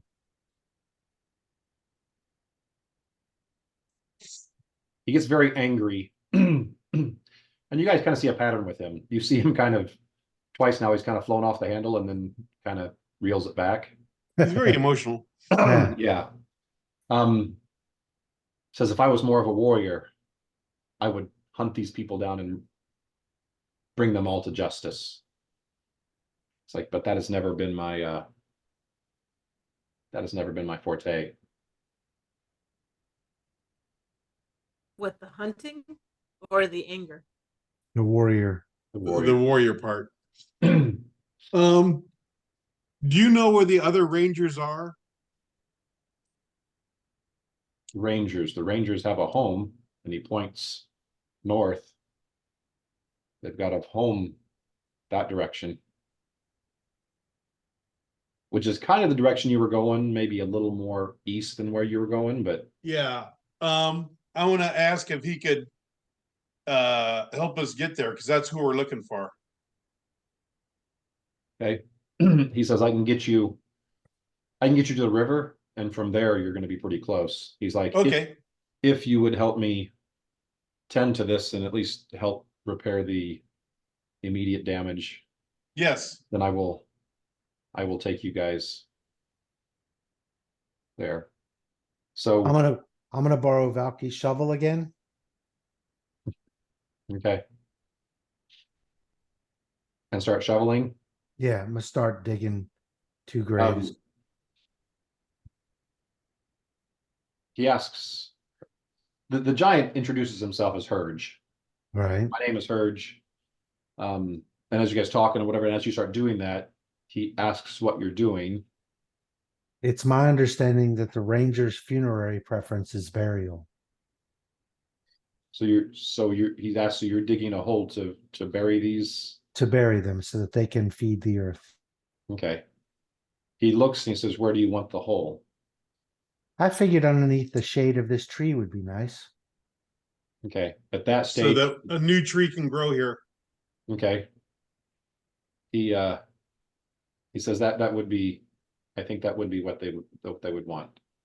With that, he transforms back into a tree, and like I said, the tree kind of moves the earth, puts 2 crevices in there, and within 60 seconds he comes back into giant form, and you've got 2 probably 3-foot holes that would hold the charred remains. And I'll put them in there and say prayers over them and cover them back up. Okay. If you guys help him, he does ask for your help the rest of the day, just grabbing the charred stuff, putting it all close to the charred tree. Yeah. Um, If there's any more hot spots, I'll create more water. He probably does make use of that ability. What would he say about me suggesting I'm gonna travel to the woods nearby, get a sapling and plant it in this area? Says that would be an excellent idea. And he's like, and he points you to a different direction. He says, if you go over here, there's a whole meadow of saplings. Okay. If you can grab 24 of them, bring them around, we will plant them around this tree. Yeah, we'll do that. Okay. With this, like I said, you guys probably spend the next couple hours. Those of you who like to be in the forest, like to do this. Yeah. This is like a work that's not a work. I mean, you guys are. Yeah. This is rewarding to you. If like I said, if Kevin's character was here, he'd be like, okay, we're gonna dig some more stuff. I'm bored. Like, do you want me to kill anything while you guys are digging around through the dirt? No. But like I said, those of you who are out here, and like I said, this is rewarding work. Between your physical efforts, you don't know what abilities this giant has, but he seems to have some druidic abilities. Yeah. Some of the things that you guys are doing and planting and redoing that should take a while to take effect or whatever, between whatever abilities he's got and then the extra water that Echo was putting down, within a few hours you've got this, except for the charred oak that is still in the middle of the clearing. Yeah. You've kind of magically repaired a lot of the undergrowth. You've got saplings replanted. Just in the few hours you've been working, these saplings are already about a foot taller than they were when you planted them. There's lots of, like I said, for those of you who like forest stuff, this is a very rewarding work that you're doing here. And then after a few hours, you guys are done. Says, And the one thing I am going to do is I'm going to cast bless water okay, on some of the water and pour it on the graves. okay, So basically make holy water. okay. Not just making water, that's different. But Yeah, that's very different. That's very Um, different. I'm not going to pee on anything. That's what we do on the hobgoblin graves. Okay. So you guys do that. When you guys are done, he He says, "Here, sit. We must feast. This is good. This is a good work we've done here." He goes off into the forest a little bit, comes back with all kinds of plant life. Some of it you don't even recognize what he grabbed or how he grabbed it. But he starts cooking and preparing it. And within about a half an hour, you guys are having almost like this vegetable stewish type stuff. No. And you guys are all rather impressed with what he's been able to whip up in just a short amount of time. And it looked like he used like nothing other than what he went out and grabbed. But like I said, this, in your guys' opinion, this meal that you're getting kind of is comparable to any of the best, vegetable stew or something like that, or soup that you've gotten from any of your inns you've been to or whatever.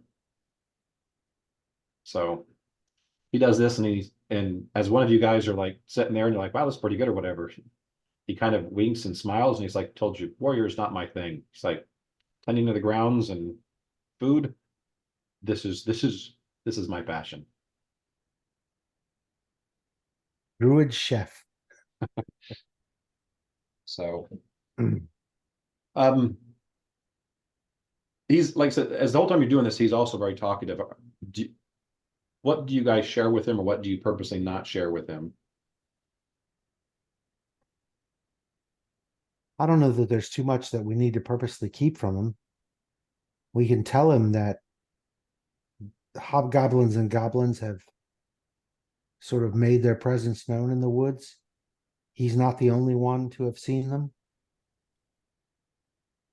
Kryn is after them to keep them out of the forest, the parts that he protects. He knows of Kren. The name of the treant. Long frond. Yeah. Okay. Long Frond knows of their presence, and she is quite unhappy with them. Okay. Any hint about the deals you've made with them? Yeah, we'll talk to them about, in both cases, we are with them to protect the forest. And you tell them And, about your group that is in the caves and Yeah. okay. The refugees in the caves. And Okay. that And he's how the very interested- refugees in the caves are also being conservationists and not harming the forest. Okay. If With and when that- we do bring them all through here, don't attack them. Okay. He's very interested in your deals with between your Kryn and Longbow? Kryn and between your group and Frond. Long Frond. And he says if your people really are good stewards of the forest, like you say, so I would be happy to help them. As a matter of fact, if we are all on the same fight, on the same side, he said, I will go there and I will use my skills as I can to both help the forest there, but also help them in their plight. Cool. That'd be amazing. That is amazing. And they're working very hard to do better. Long Frond helped us with information and some teaching. These are people who are not from the woods. They are trying to adapt because they've been made refugees by these foul hobgoblins and goblins that have attacked their town.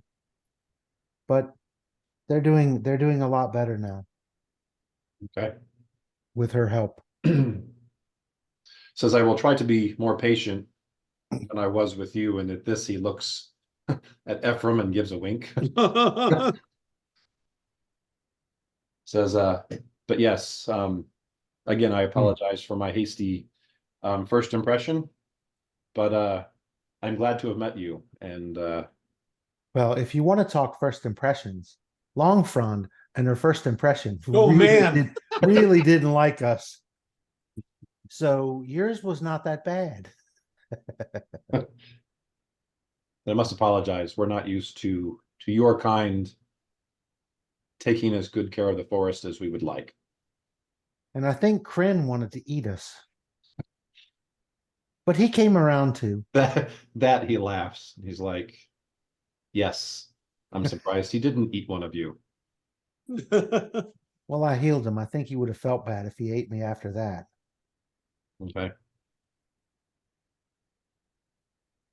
You guys are making lots of friends in this forest. Yes, we are. That's the Right. idea. So, well, if you guys are, like I said, if you guys are doing what we've seen, what I've seen of you today, and if you guys are doing a, you know, trying as hard as you say you are, then I think you'll be welcomed by a lot of the creatures here. And so with that, he grabs all of his stuff, packs it back up, kind of disappears into the forest for 20, 30 minutes, comes back. It's just him. You have no idea where he went. But he looks around and kind of sticks his chest out in like a nice proud, we've done good. And he's like, all right, you have done your end of the bargain, so I will take you where I told you. I will show you River. the ranger's home is. Cool. And so with that, like I said, it's late afternoon by the time this happens. Yeah, do we have time to rest, or is he planning on taking us there now? He's like, if you would like to rest, we can rest. If you guys want to rest, you can rest here. Let's rest here. I will Yeah. make sure nothing accosts you. Okay. Yeah, because I mean, we didn't really get a full night's sleep, and then we've done a lot of labor here. Right. I mean, even though it wasn't quote unquote work, we did a lot. Okay. I'll wake up Badger now. I'll wake up the dog now. So he's been asleep this whole time you've been working? Well, yeah. Actually, the spell would have wore off. Wore off before then, I know. Yeah. And he woke up with a rah, rah, I was gonna say, Who the hell put me to sleep? oh, bite his legs off. All right. So like it's afternoon. You guys just kind of chill here. Some of you are probably like slipping into power naps, especially Vardal, not used to doing this, and this is not his thing. He kind of tried to help. He did a very poor job most of the time with what you guys were doing. He's now got a full belly and is in full on food coma. Yeah. And not getting the sleep that, with what he's been through. Had a rough couple days before you guys found him, and this first day and not getting a good night's sleep the first night. Yeah, he does it after he gets, like you said, the full belly. He's propped up against a tree somewhere and he's just out. But like I said, you guys relax the rest of the afternoon. Purge is more than happy to talk anyone's ear off that will have him. You could tell he tries to be cognizant of the fact that if you guys are like dozing off, you guys are tired and he should probably stop, but he definitely does talk your ears off. He's kind of like one of those relatives that doesn't talk with people a lot, and when they get someone, they kind of like latch onto them and Yep. I'm going to talk to you about everything now. So he definitely has a little bit of that vibe to him. I'm going to try, for as long as I can be awake, I'm going to try to strike up conversations with him about, he appears to have druidic abilities, because at this point, I haven't really fully decided. I have them both made up already. I haven't fully decided if my next level is going to be Oracle or Druid. So it'll be kind of sort of pry into that a little bit. If he's associated with the Druids that are well north and east of here, or if this is natural for him, that kind of thing. He'll tell you, I've got some abilities that a lot of my kind don't have. Which is kind of taking me down this path of, like I said, less of a warrior type and more of a groundskeeper.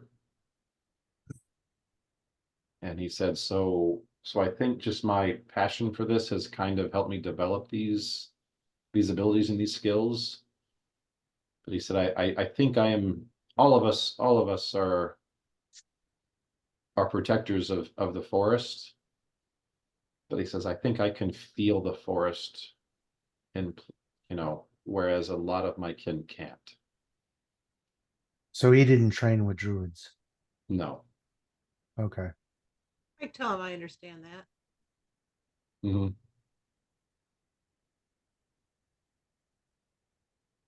Like I said,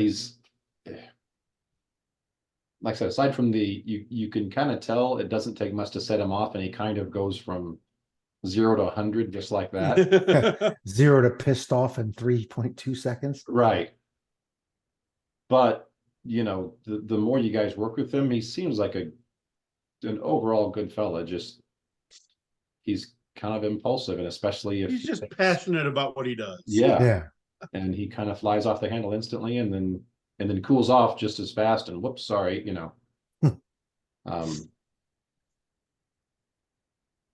Let's not bicker and argue over who killed or who killed who. He's Doug, if you know Doug well enough. So I'll be a conversation partner for him for a while. Then I need to catch some Okay. sleep. Like I said, as long as anyone will talk to him, No. like I said, he's like that, relative that doesn't get to talk to someone too much. And when they get someone, they just boom. You and I are going to talk about everything now. Everything, So- everywhere, all at once. Yeah, exactly. Like I said, you can tell he's trying to be cognizant. So after like the 4th time you yawn in this part of the conversation, he might say, you know what, I'm going to let you rest. But then he'll eagerly look at everyone else to see if anyone else is awake, and Yeah. if it looks active, then he might head over that direction and strike up a conversation with them. And By the way, dog is not a great conversationalist. Doc probably growls every time he gets close to him. Yeah.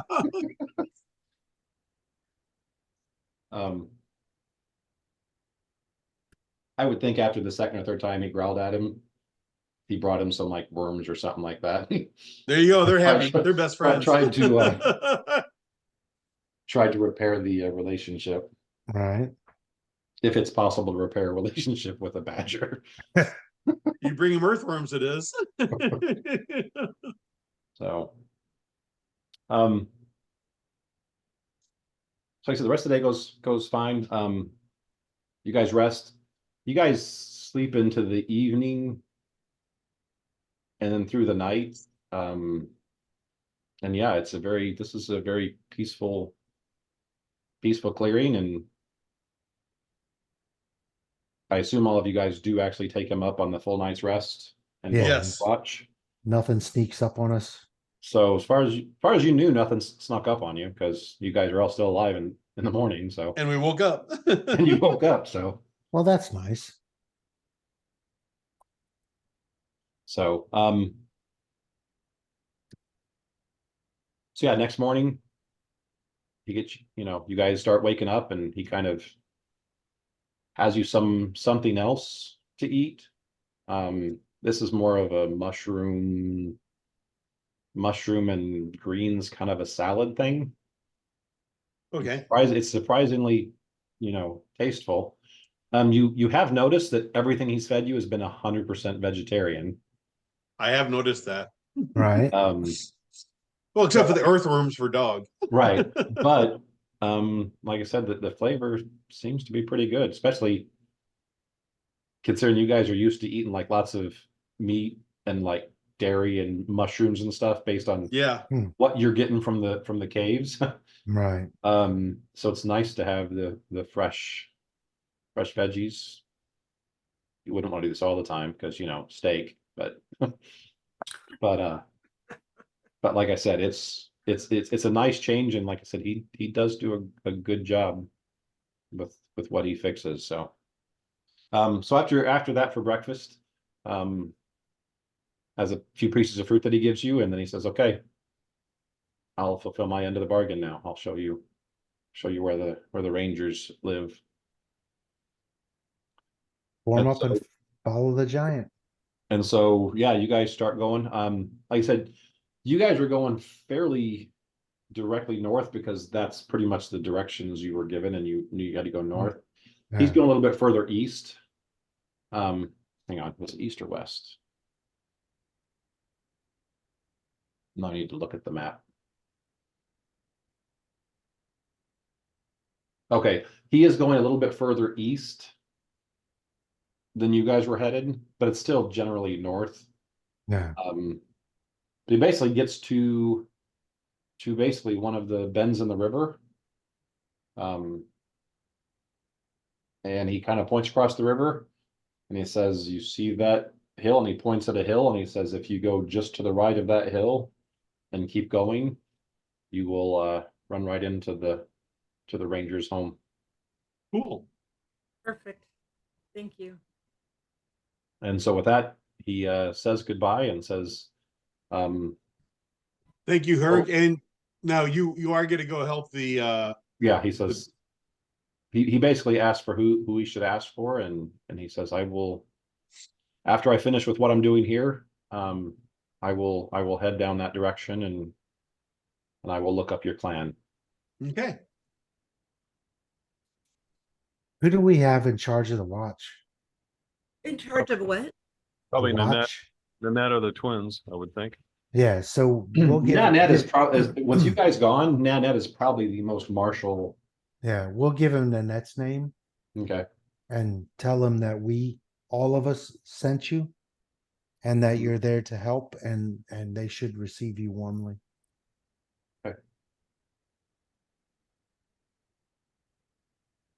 All right. So with that, he bids you farewell and he takes off heading south.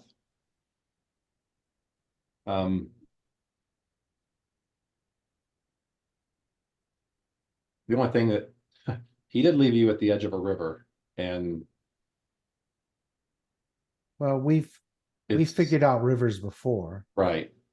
This one isn't as big as like right outside of Fandar, but this one is one of the larger ones you've seen in the forest. Yeah.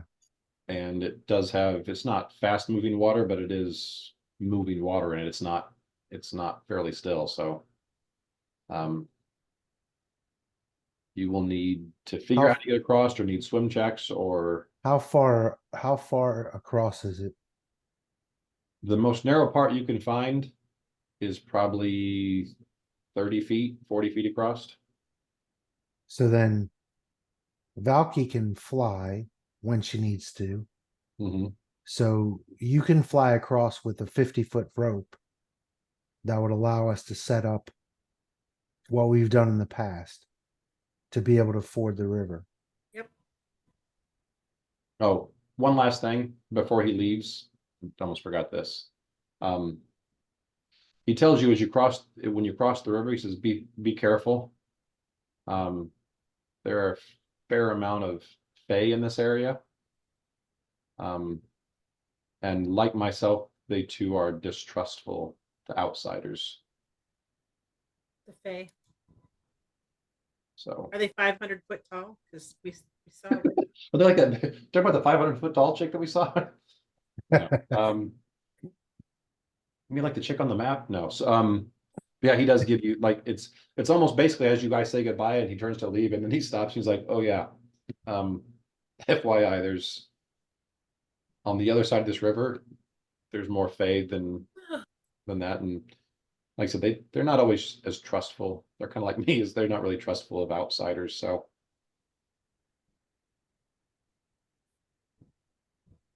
We'll be careful. As careful as you Yeah. can be.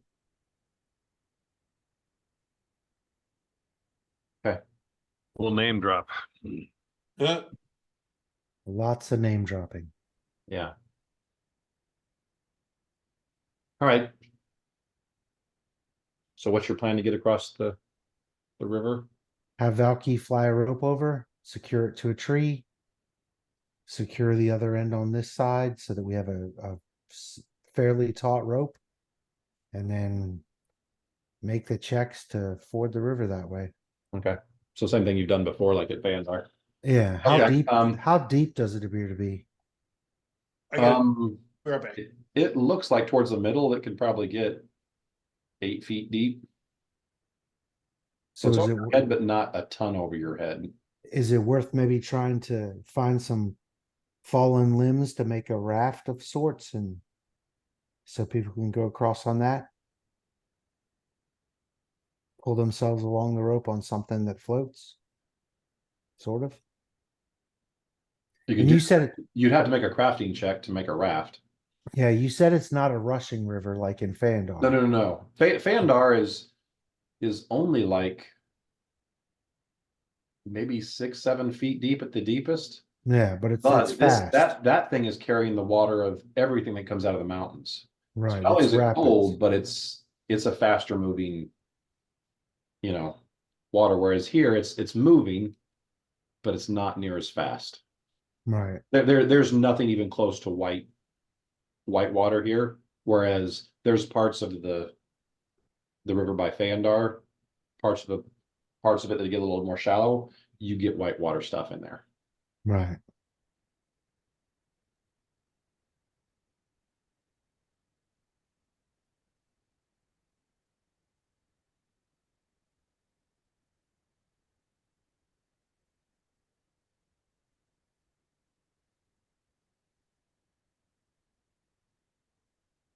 Let's see if there's anything else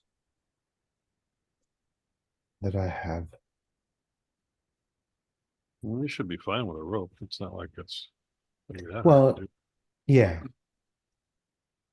It's gonna get wet. Yeah. I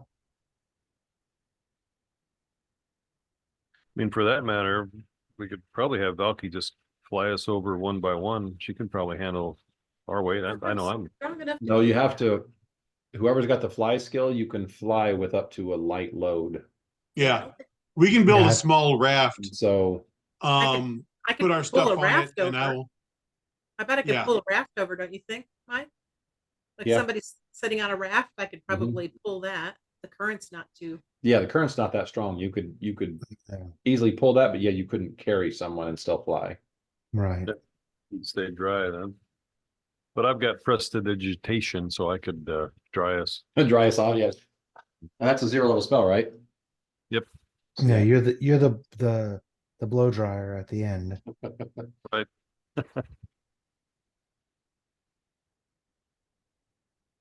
Yeah, I'm okay with swimming using the line, kind of like working across the line. Yeah, But like I you would like did. a raft to put my stuff on. So yeah, if you're gonna build a raft, you need a craft check for that. And then if you're just using the line to get over to like go through the water, then there's a aided swim check you have to make. So it's still a swim check, but you've got decent bonuses added Yeah. because of the ropes secured on both sides. So crafting isn't really a skill in. Well, there's a lot of different crafting Well, in there's feats. Pathfinder. You would have to take, it's still a knowledge check, but you have to, they're separate, Yeah. each one. It's like If you knowledge. have any kind of crafting skill that's even remotely close to this, I would let you use that. I've got no craft skills. What craft skill are you looking for? Really, pretty much any of them. Spellcraft. There's like craft, that- engineering, craft, Yeah, any Basket engineering skill I would give you. basket weaving. There's a Yeah. whole bunch of them. I don't have any of that. If you guys don't have that, I'll let you use half of your survival skill as a bonus. Let me use half my survival.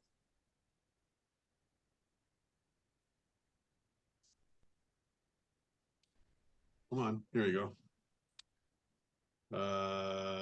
So it'd be 7.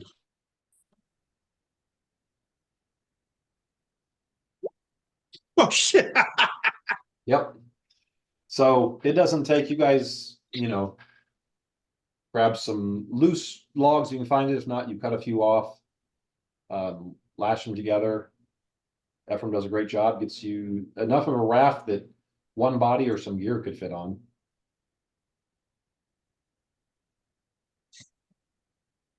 So that part's done. Yeah. How long does your fly last? Let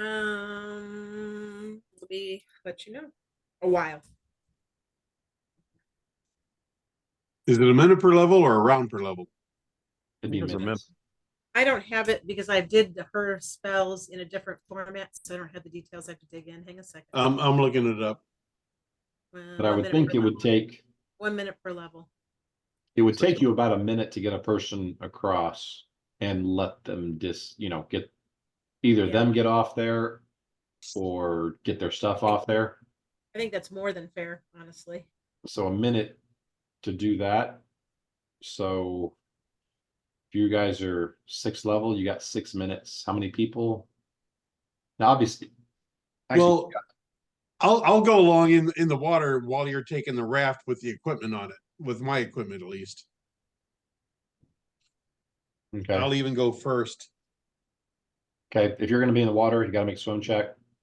But especially if you're hanging onto a raft that's connected to a string. I'm not hanging on to the raft. She's doing the raft. I'm using the line Okay. that we have attached. Okay. Okay, so I do have something to hold on to. Right. So give me your swim check. You gonna throw a dog in first? He's gonna go on the raft. He's gonna go on the equipment.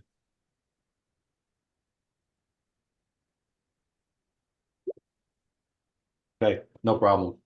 You get across. Okay. So I get dog off. I get my stuff off. Mhm. Whoever else had their stuff Okay, so on that's there at first the minute. time. So I get the bow ready, just Mhm. to guard both sides. who's going second? I can go.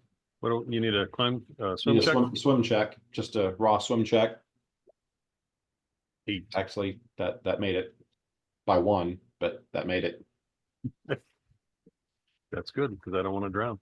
Like I said, you get quite the bonus for having the line and stuff in there. So, all right. So that's 2 minutes of your fly spell. You got Ephraim and Takeshi over. Echo, and then the NPC is last. Chuck took a step away, so he's Takes it away. Someone roll for the NPC. He's got a 5 swim check. Okay. Like I said, with a line, that's enough. Okay, so that's 3 minutes off your fly spell. Okay. And that actually Echo's the only one left.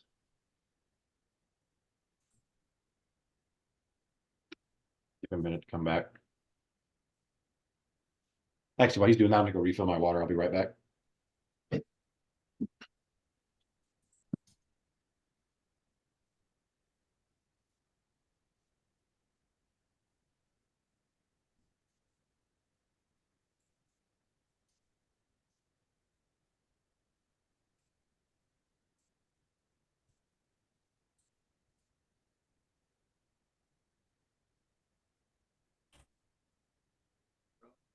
I did. You bought it for me. You said you bought ice cream for me. So I bought you ice cream. There's another one in there. Well, I wasn't intending to eat all of it. If that's any help. Busted. My God, everybody walked away. Jesus.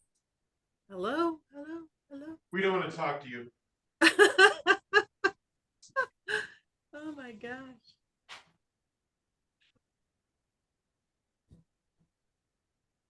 Hello, hello, hello. Is anybody out there? Like I said, with my setup, even when I walk away, I can still hear everything that's going on. So Did you hear Gordon bust me on eating his ice cream? yes. He told me yesterday I bought ice cream for you. But now today, all of a sudden, it was his ice cream. Well, not that ice cream. Apparently. Your ice cream melted. No, he ate half my ice cream last night. Oh. We're not talking about that. All right, I'm gonna eat your peanut butter. Now cup he's ice eating my cream now. peanut butter. See? You got your peanut butter, not chocolate. The ice cream wars. They're real. Okay. All right. Echo needs a swim check. That's the last thing we need. You're the last one across. I'm sorry, if I go into energy body, hmm How do I move across the water then? I've been trying to look it up. Well, I Does went that to give pee. you a fly ability? I Or went to you pee. still- I've been trying to look that up. Hang on a second.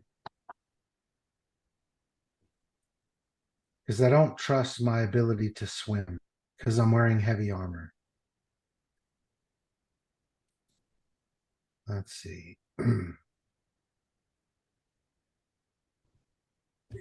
Um, Do we have any wands or anything of floating or? I don't have any magical anything.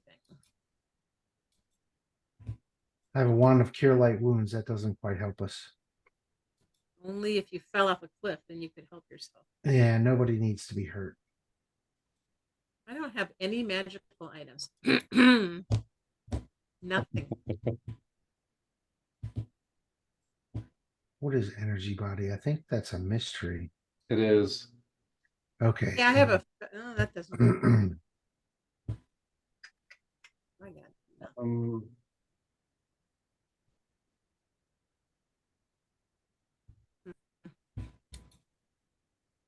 Is that a life mystery? Energy body. Into pure life energy resembling a golden white fire elemental. In this form, you gain elemental subtype, give off a warm, welcoming light that increases the level within 10 feet by 1 step up to a normal. Any undead creature, blah, blah, blah.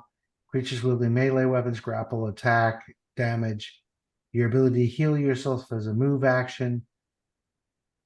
You choose whether or not a creature passes through your space. You may return to normal as a free action. It doesn't say anything about it doesn't say anything specifically about flying, right. but Just look at your fire elemental to see.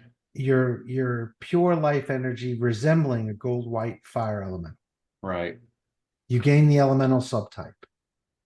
Yeah, and elemental doesn't change your It doesn't change movement. movement. They do have a raft. But if he changes to water, he should be able to traverse the water. Right. I He's can't a change. water elemental. I can't change He's to not an water. elemental. He's just Right. I get the elemental if you subtype. can't The swim, elemental subtype. Okay. if you can't swim, he has created a raft that can hold one body. So she's got, is it 2 or 3 minutes left on your fly? Well, I had 7 minutes. So you said I was down to 4 a couple minutes ago. So you, 6 minutes, I think you're 6th level. so you're 6 Oh, left. You got 6. 6. So you used. Well, what's your call on if I'm I gonna go say, I'm into gonna say you used 1 to get the rope set up. And then you used 1 to get Ephraim across in his gear, 1 to get Takeshi across. 1 to get the NPC across. So you've got 2 minutes left of your fly. And so, yeah, if you wanted to just get on the raft. and okay, pull you over. That just that'll takes work. it, and there's no roll with that. Right. That works. That makes sense. And Hope I can then pull you with all that the heavy last armor. minute, the last minute would be Karog, Right. and we're just gonna say he made it across. Just out of sheer will.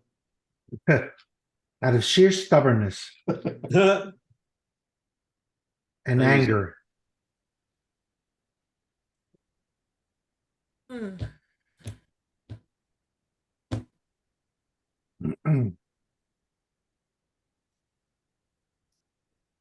Okay.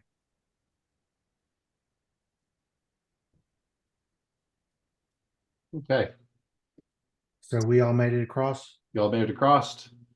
I assume Takeshi is using his spell to dry off Ephraim. Yes. He is. Valky's laughing. Movie star blow dry spell. All right. How come we can't see the river on roll 20? We didn't go to that map. We He just hasn't put up a map. Yeah, if I flip back to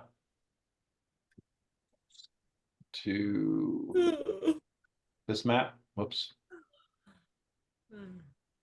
Ah, So if we zoom in, so we're doing this river? Yeah. so Way up here. We're up here. yeah, so this river that you see going right along here, Yeah. you're at some point of that. And now we're going into Fayville with the giant Yeah. unhappy fays. Fayetteville, yeah, where the giant Faye are. The giant untrusting fay, even better. Exactly. Right. Because fay are very easy to underestimate. Yes.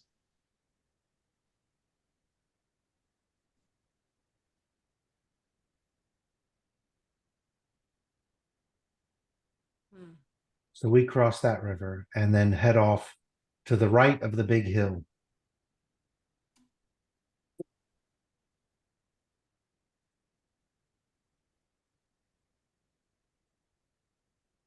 Right. You head that direction. His instructions are spot on. You travel for less than an hour. You get to the hill that he's talking Right. about. At this stage, you've seen nothing out of the ordinary. Right. You crest the hill and are looking to the right of it because he said just go right to the right and it's right Just up to there. the right of the, yep. Yeah. As you crest the hill, you do see some sort of fort in the distance. Okay. However, there It's is on fire. smoke coming from the fort. Yep. Damn it all. Are you just looking to wherever we go is going to be on fire? Yes, and we get This- blamed for it every this- time. This isn't like a fire like the entire fort's on fire. But this is like there's a lot of fires or They're having a barbecue. yes, that's it. Let's go with that. Okay. I'm happy with that for now. So we're not close enough to see individual people or anything yet, Give though, me a right? perception check. You guys are up kind of up on a hill. So they're being attacked and we're the cavalry that are gonna swoop in and save. That's what I'm kind of thinking.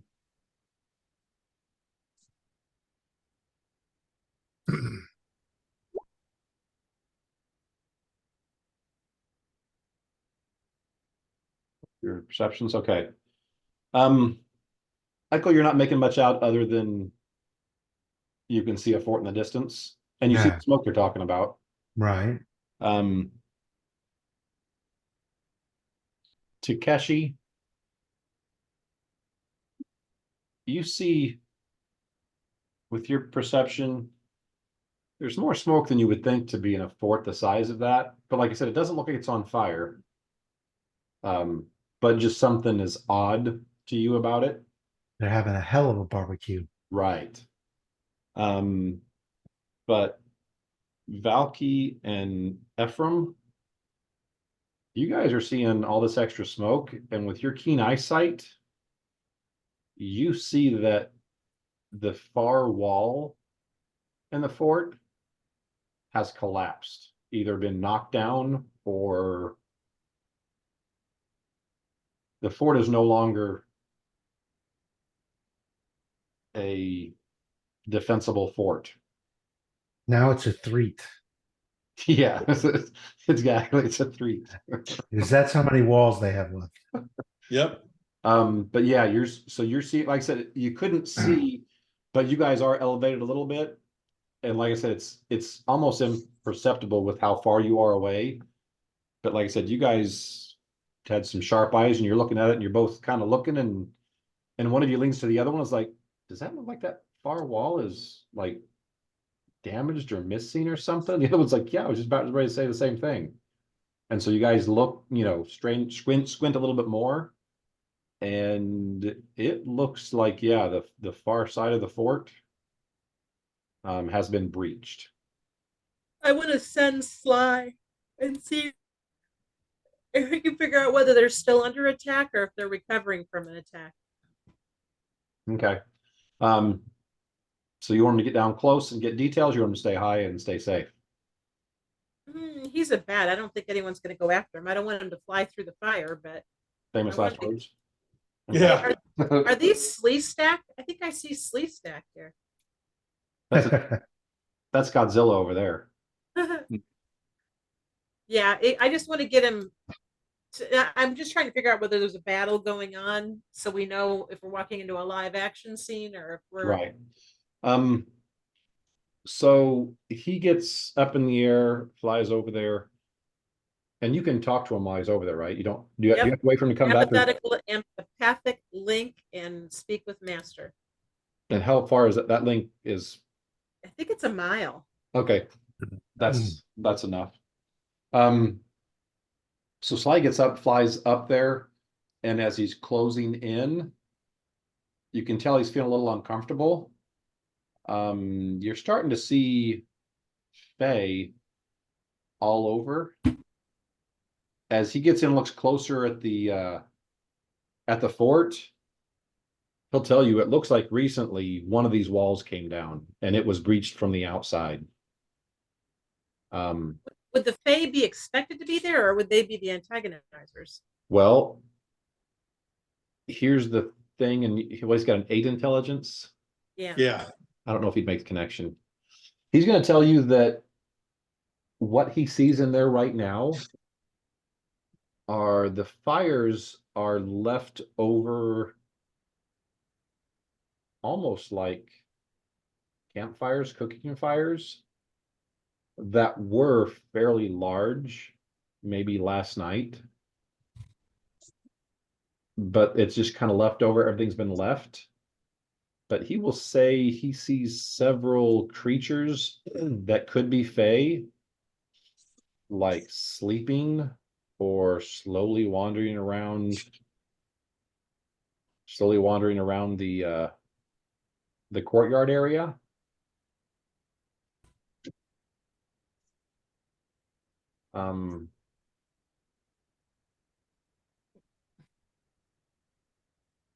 Kind of like, yeah. I can't say that because I don't know if he So knows. there was like fires from last night. There's like several fires, and Burnt down. he'll say these are built in like pits or like whatever, like they would have been large. They were contained. They weren't. Yeah. Yeah, it's not part of the building burning. It's kind of contained, but it's like imagine, and he'll say, imagine how a big bonfire would look if you didn't put it out and just like the next morning Sure. Mm-hmm. it was And then- left still smoldering and maybe a few little flames here and there. And there's some Fae A lot of wandering smoke. around. What's that? There's some Fae wandering around in a daze. Yes, and says he sees several creatures that could be Fae, that like some of them are actually like sleeping, look like they're Might be sleeping. sleeping. Alive. Sounds like the night after a really great party. Yeah. And as Sly describes stuff to you, that's exactly the kind of vibe you're getting. A But why fake- did the fort wall? Does it look like the fort wall came down recently? Yes, he'll say there's signs that this was a recent collapse. That's It's a really, it's really partially great party. it's partially That's like- wood and partially That's a big stone. party. Yeah, It's partially That's like wood and a- partially stone. break down the fence to get in because the band's so good and they ran out of tickets kind of party. Now give me a knowledge nature, those of you who would at least be a little bit familiar with Fae. Or actually just anyone who's got knowledge nature. Hang on, I'm working on it. I do. 5.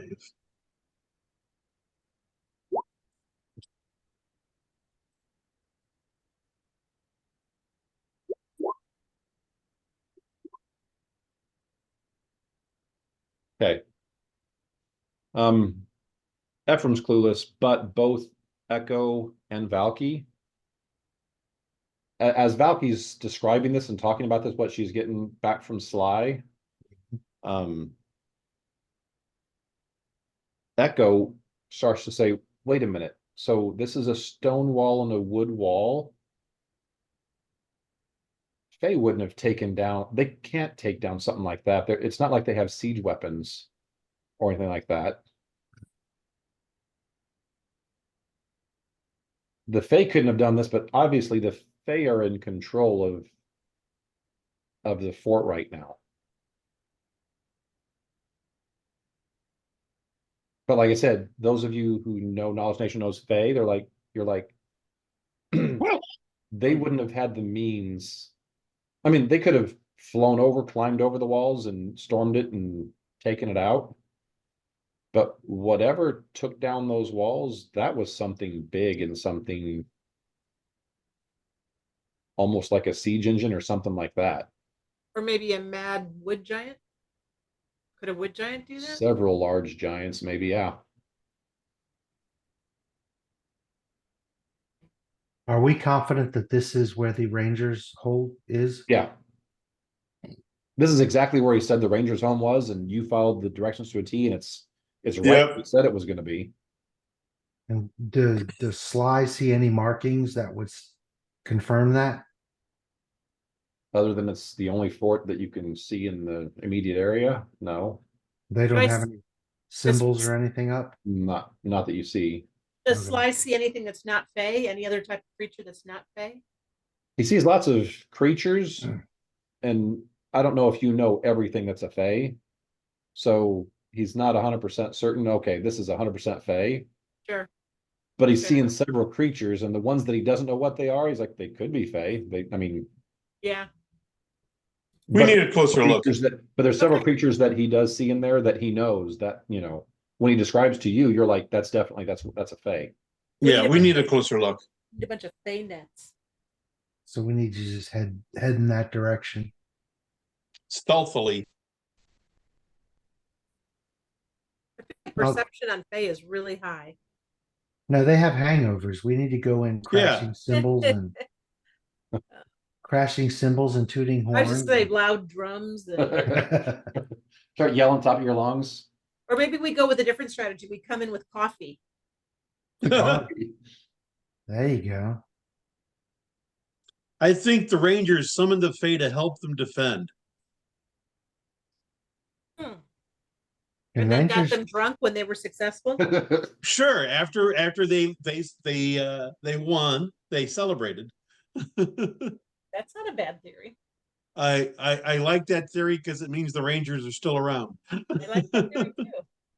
I like the barbecue theory, but nobody wanted to back me on that. That doesn't bode well for our future. Yeah. So it's 10:55. We've got 5 minutes left. That's next. So We're just gonna get close to the fort and that's it. Yeah. Thanks, Mike. Yeah, thank you. Sorry we missed a couple. Yeah, me too. I was looking at the recap and I'm like, it seems like every other month we've been missing for the last 6 months. Yeah, it seems like it. We get into the slow months of summer now. There's not so much chaos.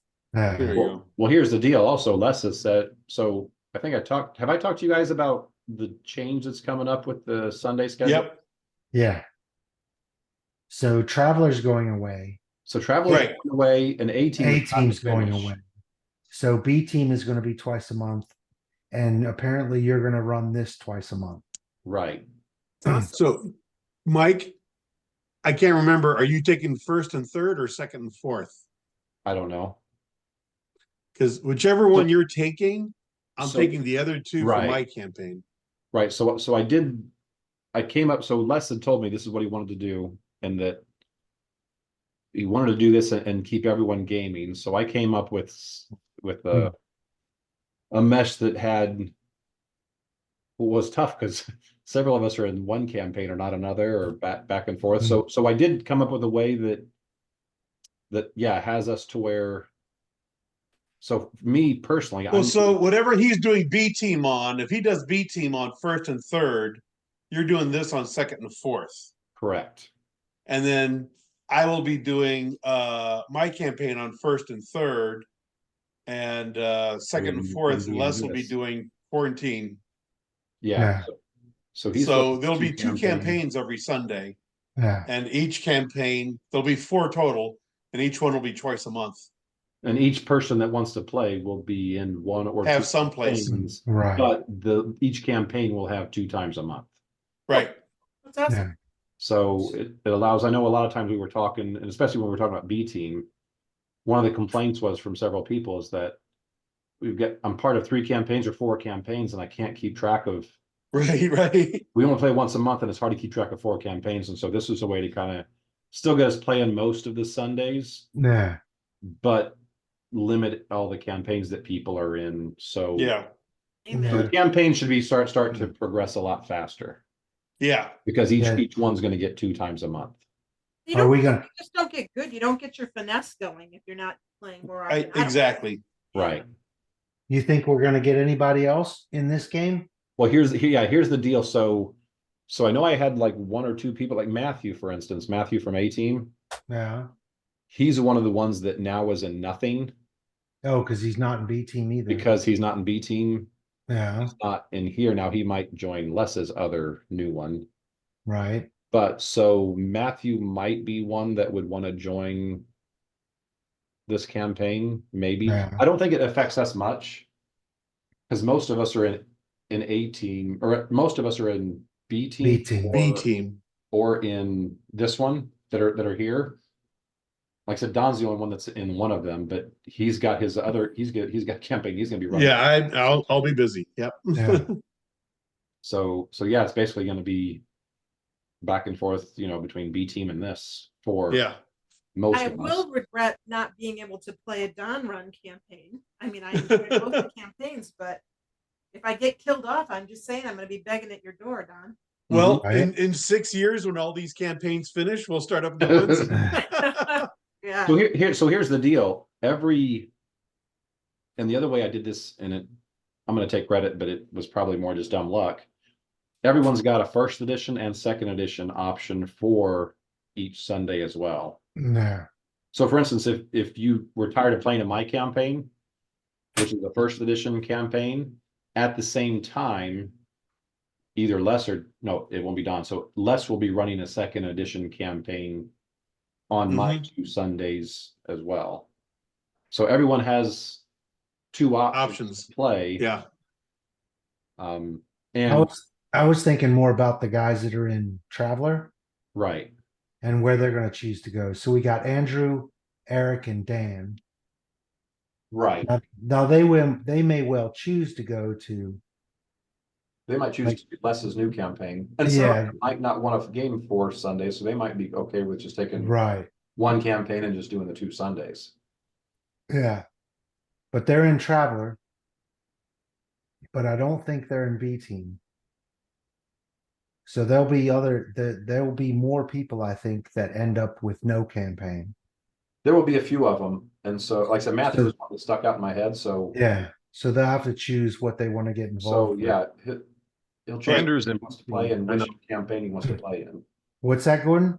Andrew's in B team. Oh, yeah, Andrew's in B team. Dan and Eric aren't. Eric's in B team, actually. He's Ono. Oh. Okay, So well, Stan. the brain damage has worked its way